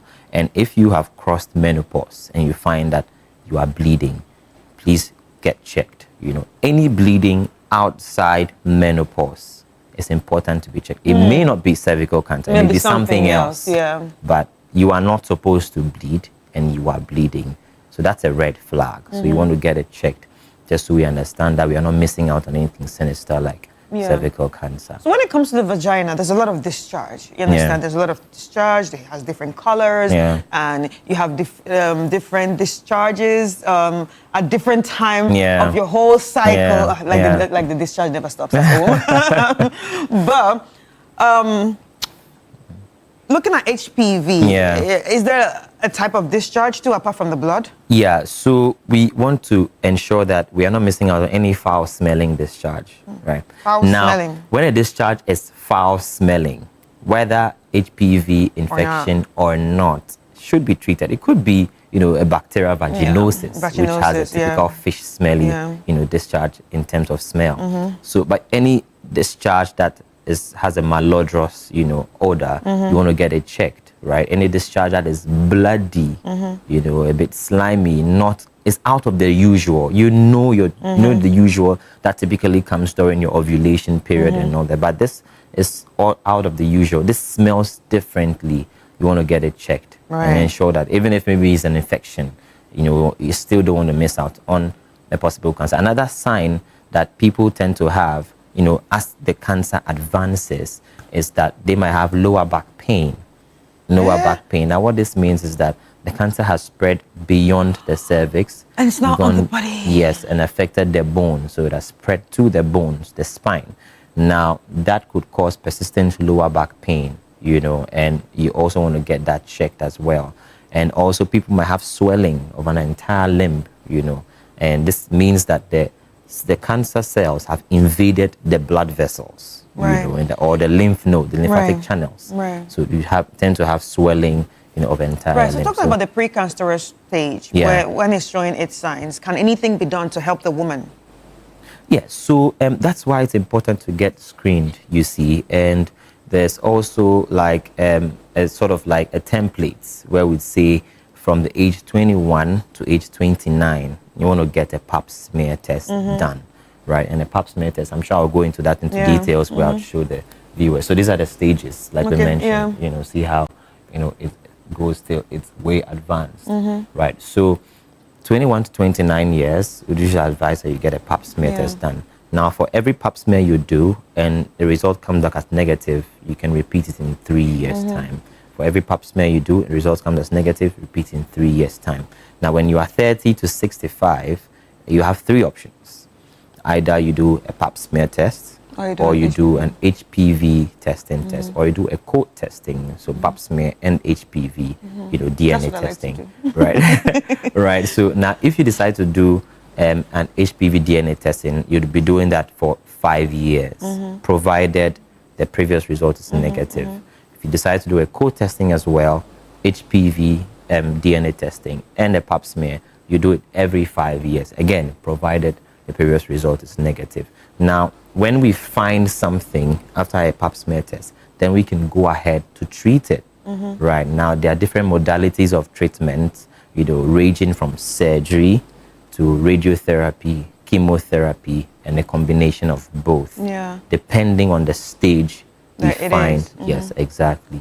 So, and that's why if it's found early, the treatment is 1, less expensive, 2, faster, 3, recovery is faster, as compared to when it's advanced, where we now have to go into radio and chemotherapy. And sometimes having to do remove the whole, Exactly. So even usually when it gets to the advanced stages, it's actually for sometimes it's not advisable to actually do surgery. Like I mentioned, surgery is actually noted for the early stages, because sometimes when you go and then you tamper with, the breakdown of the cervix. It causes even more problem and prevents radiotherapy from actually functioning properly. So actually surgery actually is reserved for the earlier, stages, depending on where they find the cancer and then depending on the conversation with your gynecologist, and yourself in particular. Right. So how effective is the vaccine? So the vaccine is actually very effective. It's something that over 2 decades, the advanced countries have been using. And so you go to these countries, you don't even hear anything about. It's just like malaria, it's like malaria in the advanced, countries. And then they hear malaria and they're like, no, something needs to be done real quick. But you realize that when it comes down to Africa, it's quite common to get malaria, right? So the same way, these vaccines have been, I took that. These vaccines, yes, have been available for a long period of time. It's good that now in Ghana, we are rolling out. We have rolled out, I think, the past few weeks ago, the vaccination for younger girls, 9 So to when you 14. say younger girls from 9 to 14, now this comes into my head. Yeah. So for someone that has never been sexually active before, a virgin, let's say, at the age of 30, can she just take it like the younger girl takes it? Yeah, she can take it, but as part of the rolled out program, it will perhaps not be considered free. Okay, yeah. It won't be considered free. Okay. Why I'm asking is, do the kids take it 3 times like we do? No, so they actually would take one shot of it. Just one shot? Yeah, one shot. So now could be enough to protect them. So now a virgin that has never had any intercourse, nothing, clean, pure, like Mary. Yeah. Does the person take it once? Now, so, let me just give you an instance. A woman comes into the facility and says, I'm having tummy pain, right? And I've never been sexually active before, but I'm having tummy pain. And now in medicine would say every abdominal pain in a childbearing age woman is considered pregnancy until proven otherwise. Right. So we would consider it pregnancy. This is what you are telling us. Yeah. But we have to do a pregnancy test first to rule out pregnancy. It's evidence-based.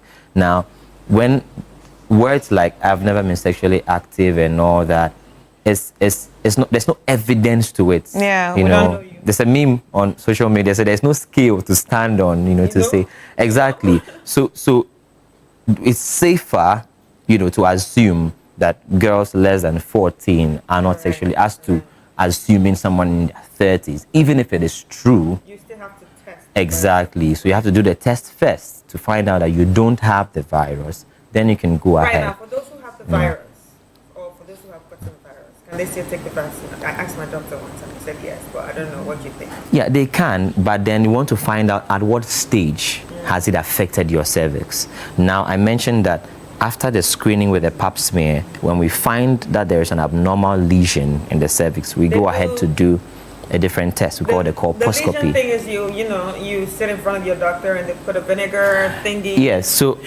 there are actually 3 types, of tests. The first one is what we call the VIA, visual inspection with acetic acid. So that's what you mentioned we use the vinegar for, right? So the woman lies down in a lithotomy position. I don't know if you have an image of that to show. And then after seeking... like this. Yes, something like this. You can pause it down here. After explaining the procedure to you, seeking your informed consent, then they go ahead to, just try to take a bit of cell, with a brush, they'll put what we call a speculum, open up the entrance to the front passage or the vagina, and then take a bit of cells from the cervix, right? That is for the pap smear, and that is being sent to a pathologist to view it under the microscope to find out, are there changes in this cell? Now, for what we mostly use in low-income areas or resource rural areas is the visual inspection with acetic acid, and even with that, even the nurses, midwives are able to perform that, right? So the same process, you use a speculum to open to visualize the cervix, and then they will try to stain it with vinegar. Now, any changes that happen after that staining happens means that there is some changes that is happening with your cervix. Right. Then we can now proceed Right. with doing a colposcopy, which is more formal with with a gynecologist. I beg your pardon. Right. So yeah, so basically it is not a painful process, but it's an uncomfortable process. So It's something uncomfortable, that- especially for people that never go to the gynae. I think it's important to start going to the gynecologist as a woman. It's very, very important. Okay. All right. So now there's a question here, Doc. I'm watching you and I'm really enjoying it, but I just want to ask: can men take the vaccine? Yeah, some men can take the vaccine. I mentioned. I always say they should take it. It's protective I against think they these should, strains. yeah. And I mentioned that the fact that a man doesn't have a cervix Doesn't mean he's not mean getting that- something else. Exactly. So we've already mentioned some of the other type of cancers. It's just that these cancers are not very common, you know. So we tend to focus more on the ones that are very common, you know, which is like, you know, it's like acquiring free vaccines. And that's why it's actually not free for men as well.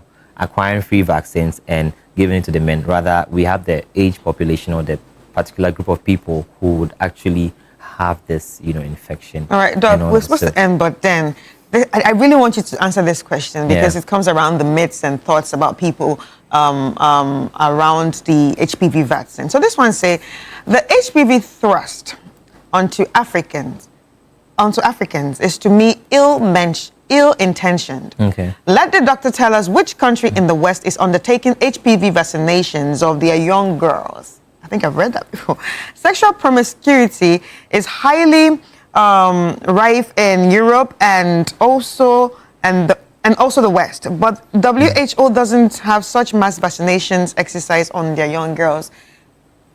So now we are talking about myths and thoughts and opinions and everything around it. So, Doc, tell me. Yeah, so it's important that as a country, we actually develop a program, you know, that will be casted in stone, you know, that girls from this age to this age should get screened. It's something that is done in the US, something that is done in the UK. He said, tell us which country, so it's good that you're mentioning So in it. the UK, once you're 21, you actually get an invite to get screened. Right. Right. Once you're 21, like I mentioned, the age range is 21 to 29. Right. So once you're 21, you get an invitation, you know, by your GP, your local GP, to get screened. And it's something that is done, you know, in most of other advanced countries like the US as well. I'm very sure about the UK, right? But so in Ghana, it's something that we haven't started yet. Which we're starting. Which we are about. That's why we are doing this advocacy, right? To ensure that we actually, you know, get the government to let us start something of that. So now we have started the vaccination of 9 to 14. 14 at least. But like I mentioned, there is no cast out program that says that once you are this, go get screened. Once you are this, go get So that's this. what we're talking about. That's exactly what we want to. So apart from the vaccination, what lifestyle or hygiene, you know, practices can one actually, you know, practice to reduce the risk of cervical cancer? Great question. Now, aside, you know, HPV infection, and I mentioned that there are other risk factors. So you have to ensure you mitigate the risk factors.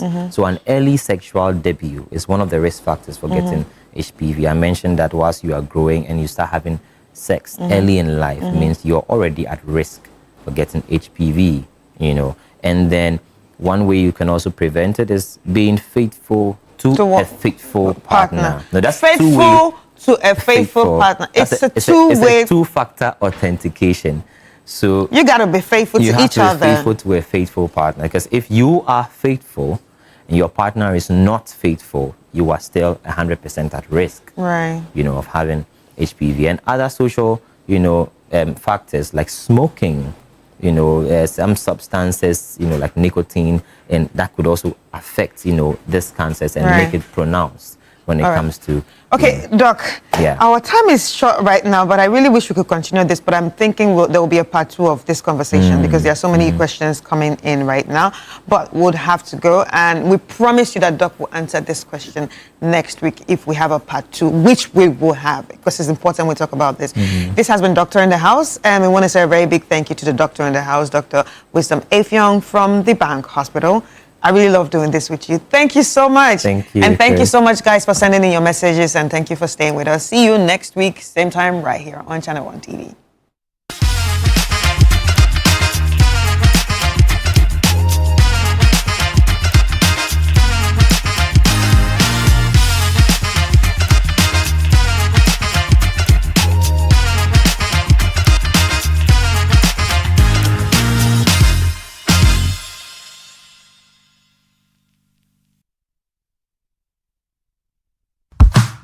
This November, something amazing is coming to Accra. Are you a farmer with fresh produce? Are you into fish farming, poultry or livestock? Then get ready for the November edition of the AgriFair 2025.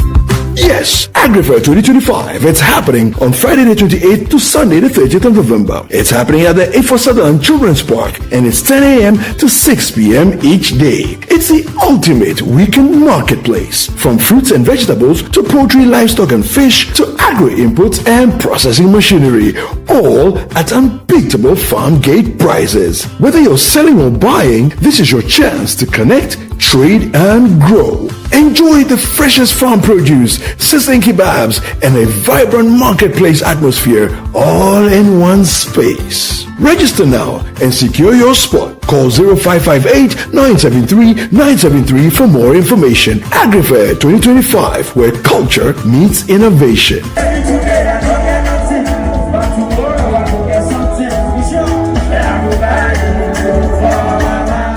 The AgriFair 2025 is powered by Channel 1 TV and 97.3 City FM.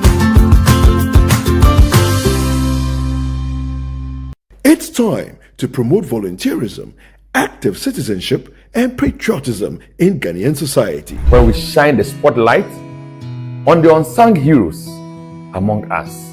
Today, we're not just launching a program, we're igniting a revolution of skills, dreams, and hope.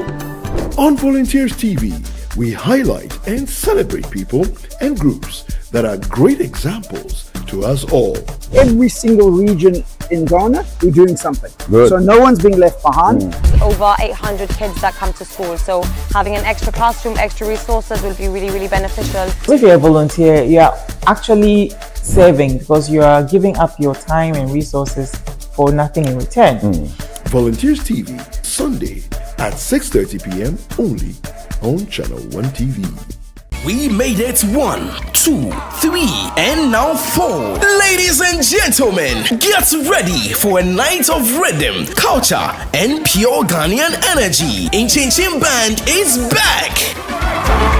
And this time, it's bigger, louder, and more electrifying than ever. It's the Inchin Experience, the Avivi edition. Happening live on the 14th of November 2025 at the National Theatre. Showtime, 8 o'clock p.m. sharp. Featuring Lucky Mesa, Famiye, Na Ajaman, AEC, Lexi the Comic, Kwame Bringer, and TM Music. It's going to be a night of unforgettable music, laughter, and culture, all on one stage. Tickets going for 150 Ghana cedis. You can dial *920*126*2# to grab your tickets now. For more enquiries or information, call 0503-127-463 or 0541-690-409. This year's concert is mainly powered by Avivi Foods, Ghana's fastest growing food brand, championing local produce and authentic homegrown flavors. Proudly sponsored by Center Point Mall, Verna Water, Boat, Zomo. Media partners. Don't be left out of this year's amazing experience. Come and let's have fun together. Inchin Experience, Ghana's rhythm, our legacy. Inchin Experience. Feel the music.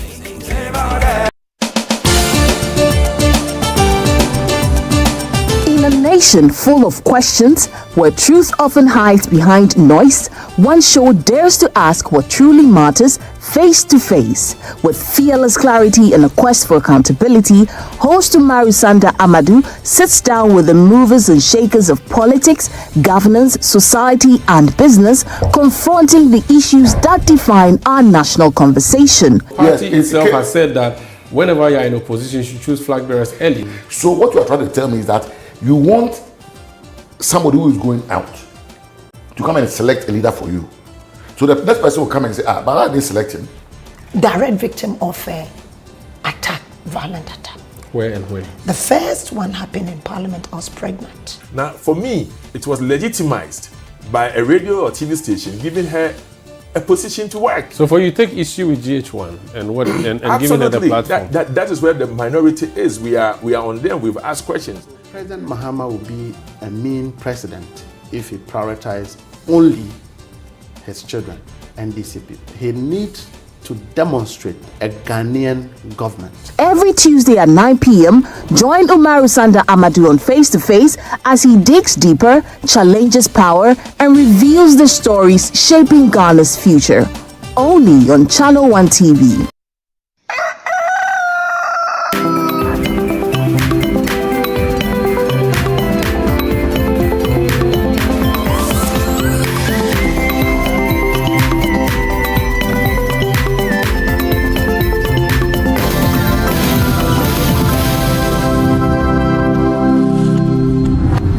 And of course, we are still bringing you a lot more on Breakfast Daily on Channel One TV. I'm sure you are enjoying yourself. You've learned a lot from what the doctor came to say earlier. We brought you issues of sanitation. Now, let's bring you something around music. I'm sure it's very important. It's our everyday life. You've been listening to music in our homes, in our cars. Everywhere you go, every occasion, you need music. So there is an upcoming program, which is Open Day program of the Music Education Department, National Theatre of Ghana. We'll be talking about that on the show. And in studio is Peace King. She is head of Music Education Department of National Theatre. Peace, you're welcome to the show. Thank you, man. How are you doing? Oh, yeah, papa. You're Ghanaian? Well, Nigerian, worry Ghana, mema. What do you say? Nigerian, you've married a Ghanaian. Exactly. That makes you a Ghanaian. Yes, of course. By marriage. Oh, my name is a lawyer. Anyway, so tell us about this Open Day program you are having for the Music Education Department. But first of all, tell us, Music Education Department at the National Theatre, what do you do? Yes, actually is a department where, National Theatre, normally people have this perception that National Theatre is just that hall that people rent. We got dance department, drama, and we have music, department itself where we play music. Okay. We also have the education department where we now train people how to play musical instruments. Oh. Yes, and we have a lot, guitar, piano, violin, everything when it comes to musical instruments. They are all at National Theatre. So that's what we do at the Education Department of National. So you train people? Yes. And how do you get these people in for them to be trained? They have to apply, or what do they do? Yes, so they have to apply. And actually one of the reasons why I'm here is to even let people know that we have such a department at National Theatre, and it's very, very affordable. So what we do, we have forms. When you come, you just, fill the form, we enroll you, and it's very affordable. I wouldn't know why people would be going to spend millions outside. This is the best place you can get even the professionals, to learn to, to play and play in the right way. We have 2x4 way of playing musical instrument, and we have correct movement formula equation. This one that you're saying 2x4 and correct movement, I'm sure you give us the correct ones. Give us something. Okay. What are you going to give us? I just got two things. Let me give you your own first, then I will do my own. So later. play for us. Your own. Yeah, let's enjoy.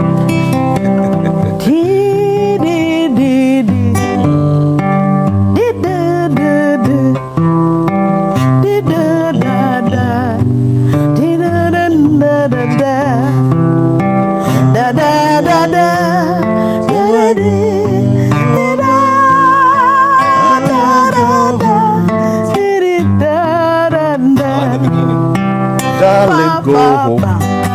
Your husband is here. Easier. I really don't know the lyrics of it, but I've been hearing a lot about it. Okay. I must go to my book. Charlie, be a correct musician, okay, my friend. So teach me on that. Da da da da da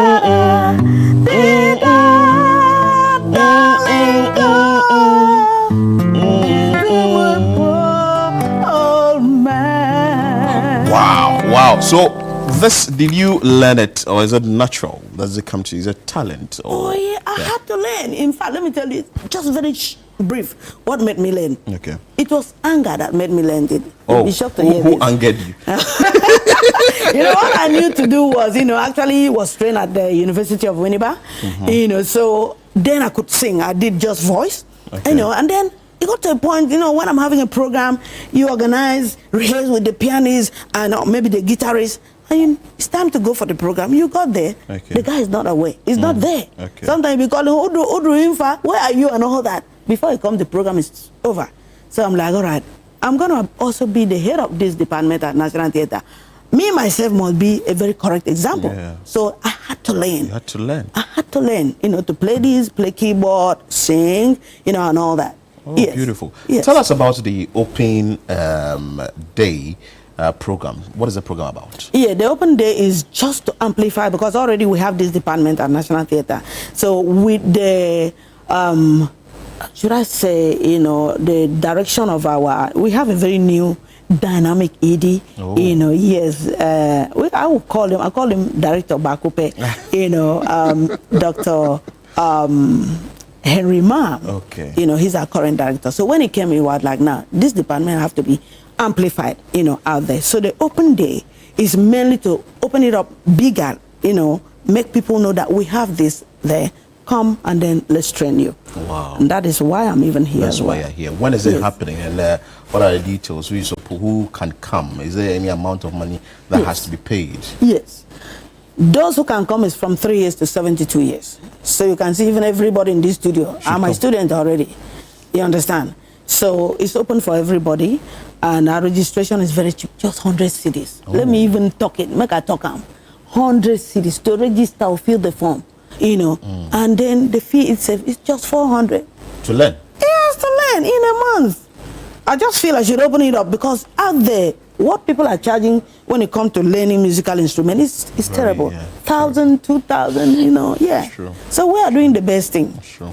True. And that's happening from when? 2nd November? 2nd November, and the time is from 2, to 6 thereabout. 6. Yes. Wow. This is interesting. There'll be a lot of performances from even the students themselves.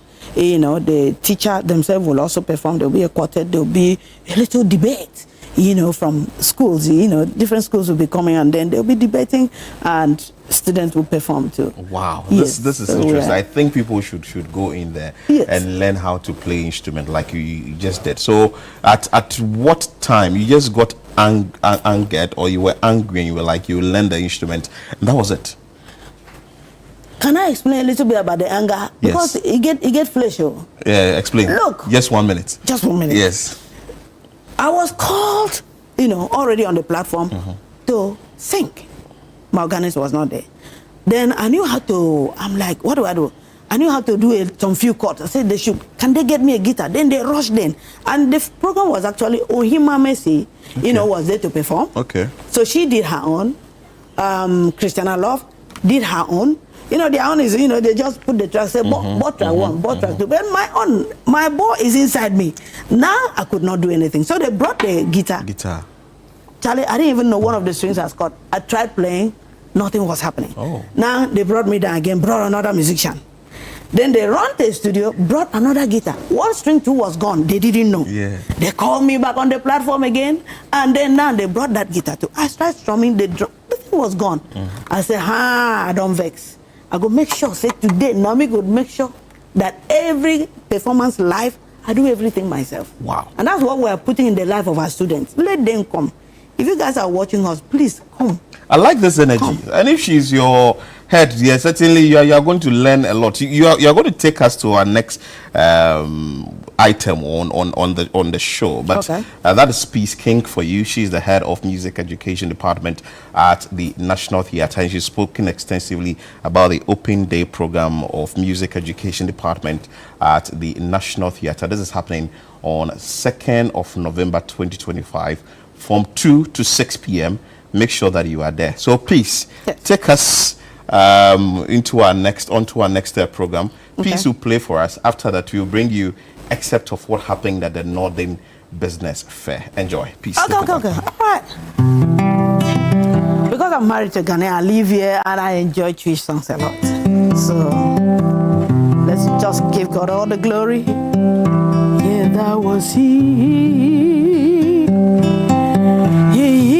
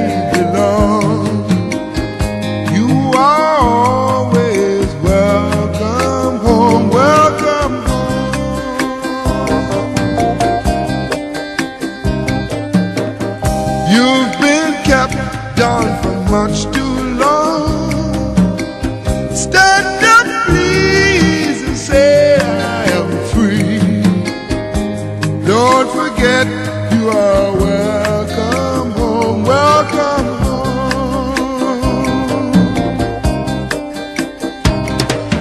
Come with me on this happy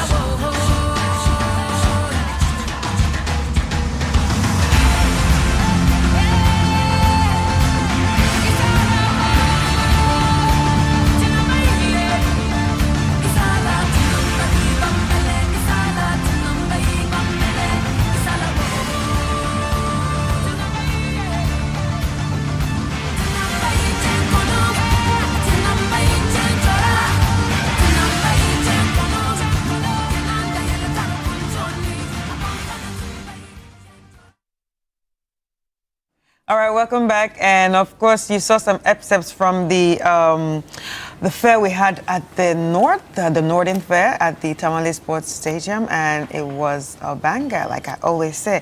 But interestingly, today we have one of the exhibitors here with us, Tamar Victoria Afedu Anan, who's from Girls Farm Hubs. And she's going to tell us everything she experienced on those 2 days. Hi, Tamar. Hello. How are you? I'm fine. It's nice to have you. Same here. Girl Farms Hub, obviously girls farming, right? Yes. Ooh. It's not actually Girl Farms Hub.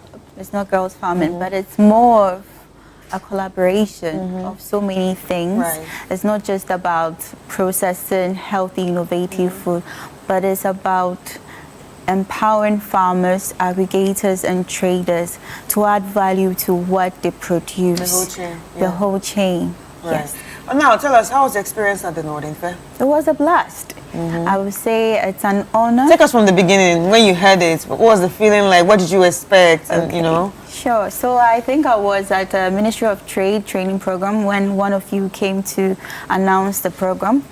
And I was really excited because this is a first of its kind.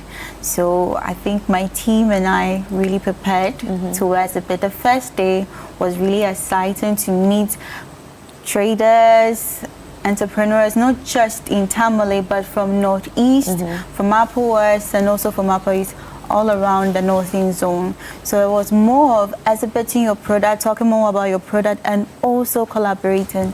And after the 2 days, I actually walked away with a partnership with Green Hacks Innovation. You signed a deal. Yes, so they produce paper bags, and it's really quality, and I've been looking for that type of paper bags. So when I got to meet them at the exhibition point, I was like, okay, I've been looking for you. So it was really good. It was exciting. It was enlightening to know much about what others are doing as well as yours and see what you can walk away with. It was like a one-stop shop for you. And you met them. But let's delve deeper into what you do. What do you sell? What do you produce? What do you give to the general public? It's healthy, innovative product. So currently we produce date tea, which we call the date Daffé infusion. This is it. And we produce the date syrup, which comes in the 1 kg and 500 grams. We also have the sachet sizes. We also have the date powder. Date? Yes, date. So this is a 500 grams. This is a 350 grams, and we also have it in sachet. So typically everything that we also have it in sachet. We also produce beetroot powder. We also have it in container sizes, but I came along with a sachet to prove. Wow. Yes. Right. So talking about dates, obviously, this will be like, I wouldn't want to say a replacement, but it will hand in hand to say sugar. Yes. If you don't want to do sugar, you can do date, right? Alternatively. So this is more of exceptional alternative. So instead of doing the ultra processed sugar, you go for either the date powder or the date syrup. Wow. Right. So you can add it to maybe your porridge, tea, porridges, and your pancakes. Your drink, your pancakes. You top it up with a smelly face. Because I think I'm a villager here. I've not seen before. But you've eaten dates. Truth be told, yeah, I've taken dates before, but I didn't know you can transform it into syrups. You can transform it into powder. Actually, this is new to me. The powder and the tea. And the tea. It tastes and the tea. Like so that it's going to be sweet. It tastes just like coffee without caffeine. So you can have your kids taking it with some dairy added to it. Yes. And it's really healthy. How did you come up with this idea? Because we have a lot of things maybe you would have to do. Yeah, did you grow around dates? No, really, I didn't. So even though I'm based in Tamale, I didn't really get so familiar with dates. I would say it was more of a passion, more of noticing that the people around you have lifestyle diseases, health issues, died, with some siblings, family members, community members, and more like a wake-up call to me. Yes.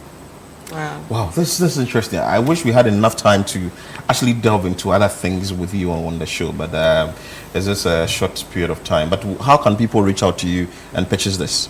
Okay, so our number, you can reach us on through call or WhatsApp, and that is 024-229-0733.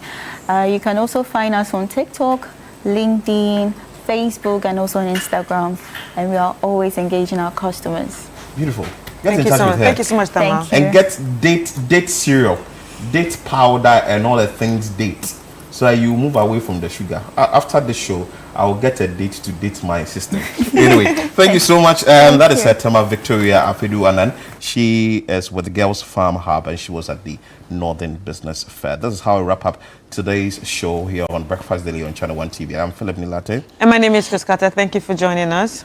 We started with Nana Tufo-Boating, but we are going to the Public Accounts Committee because the Health Minister is before the committee now. Please, Honorable, please, I know. He spoke about the fact that the contract, the first one, wasn't done properly, if you like, among other things. So I wanted to make sure that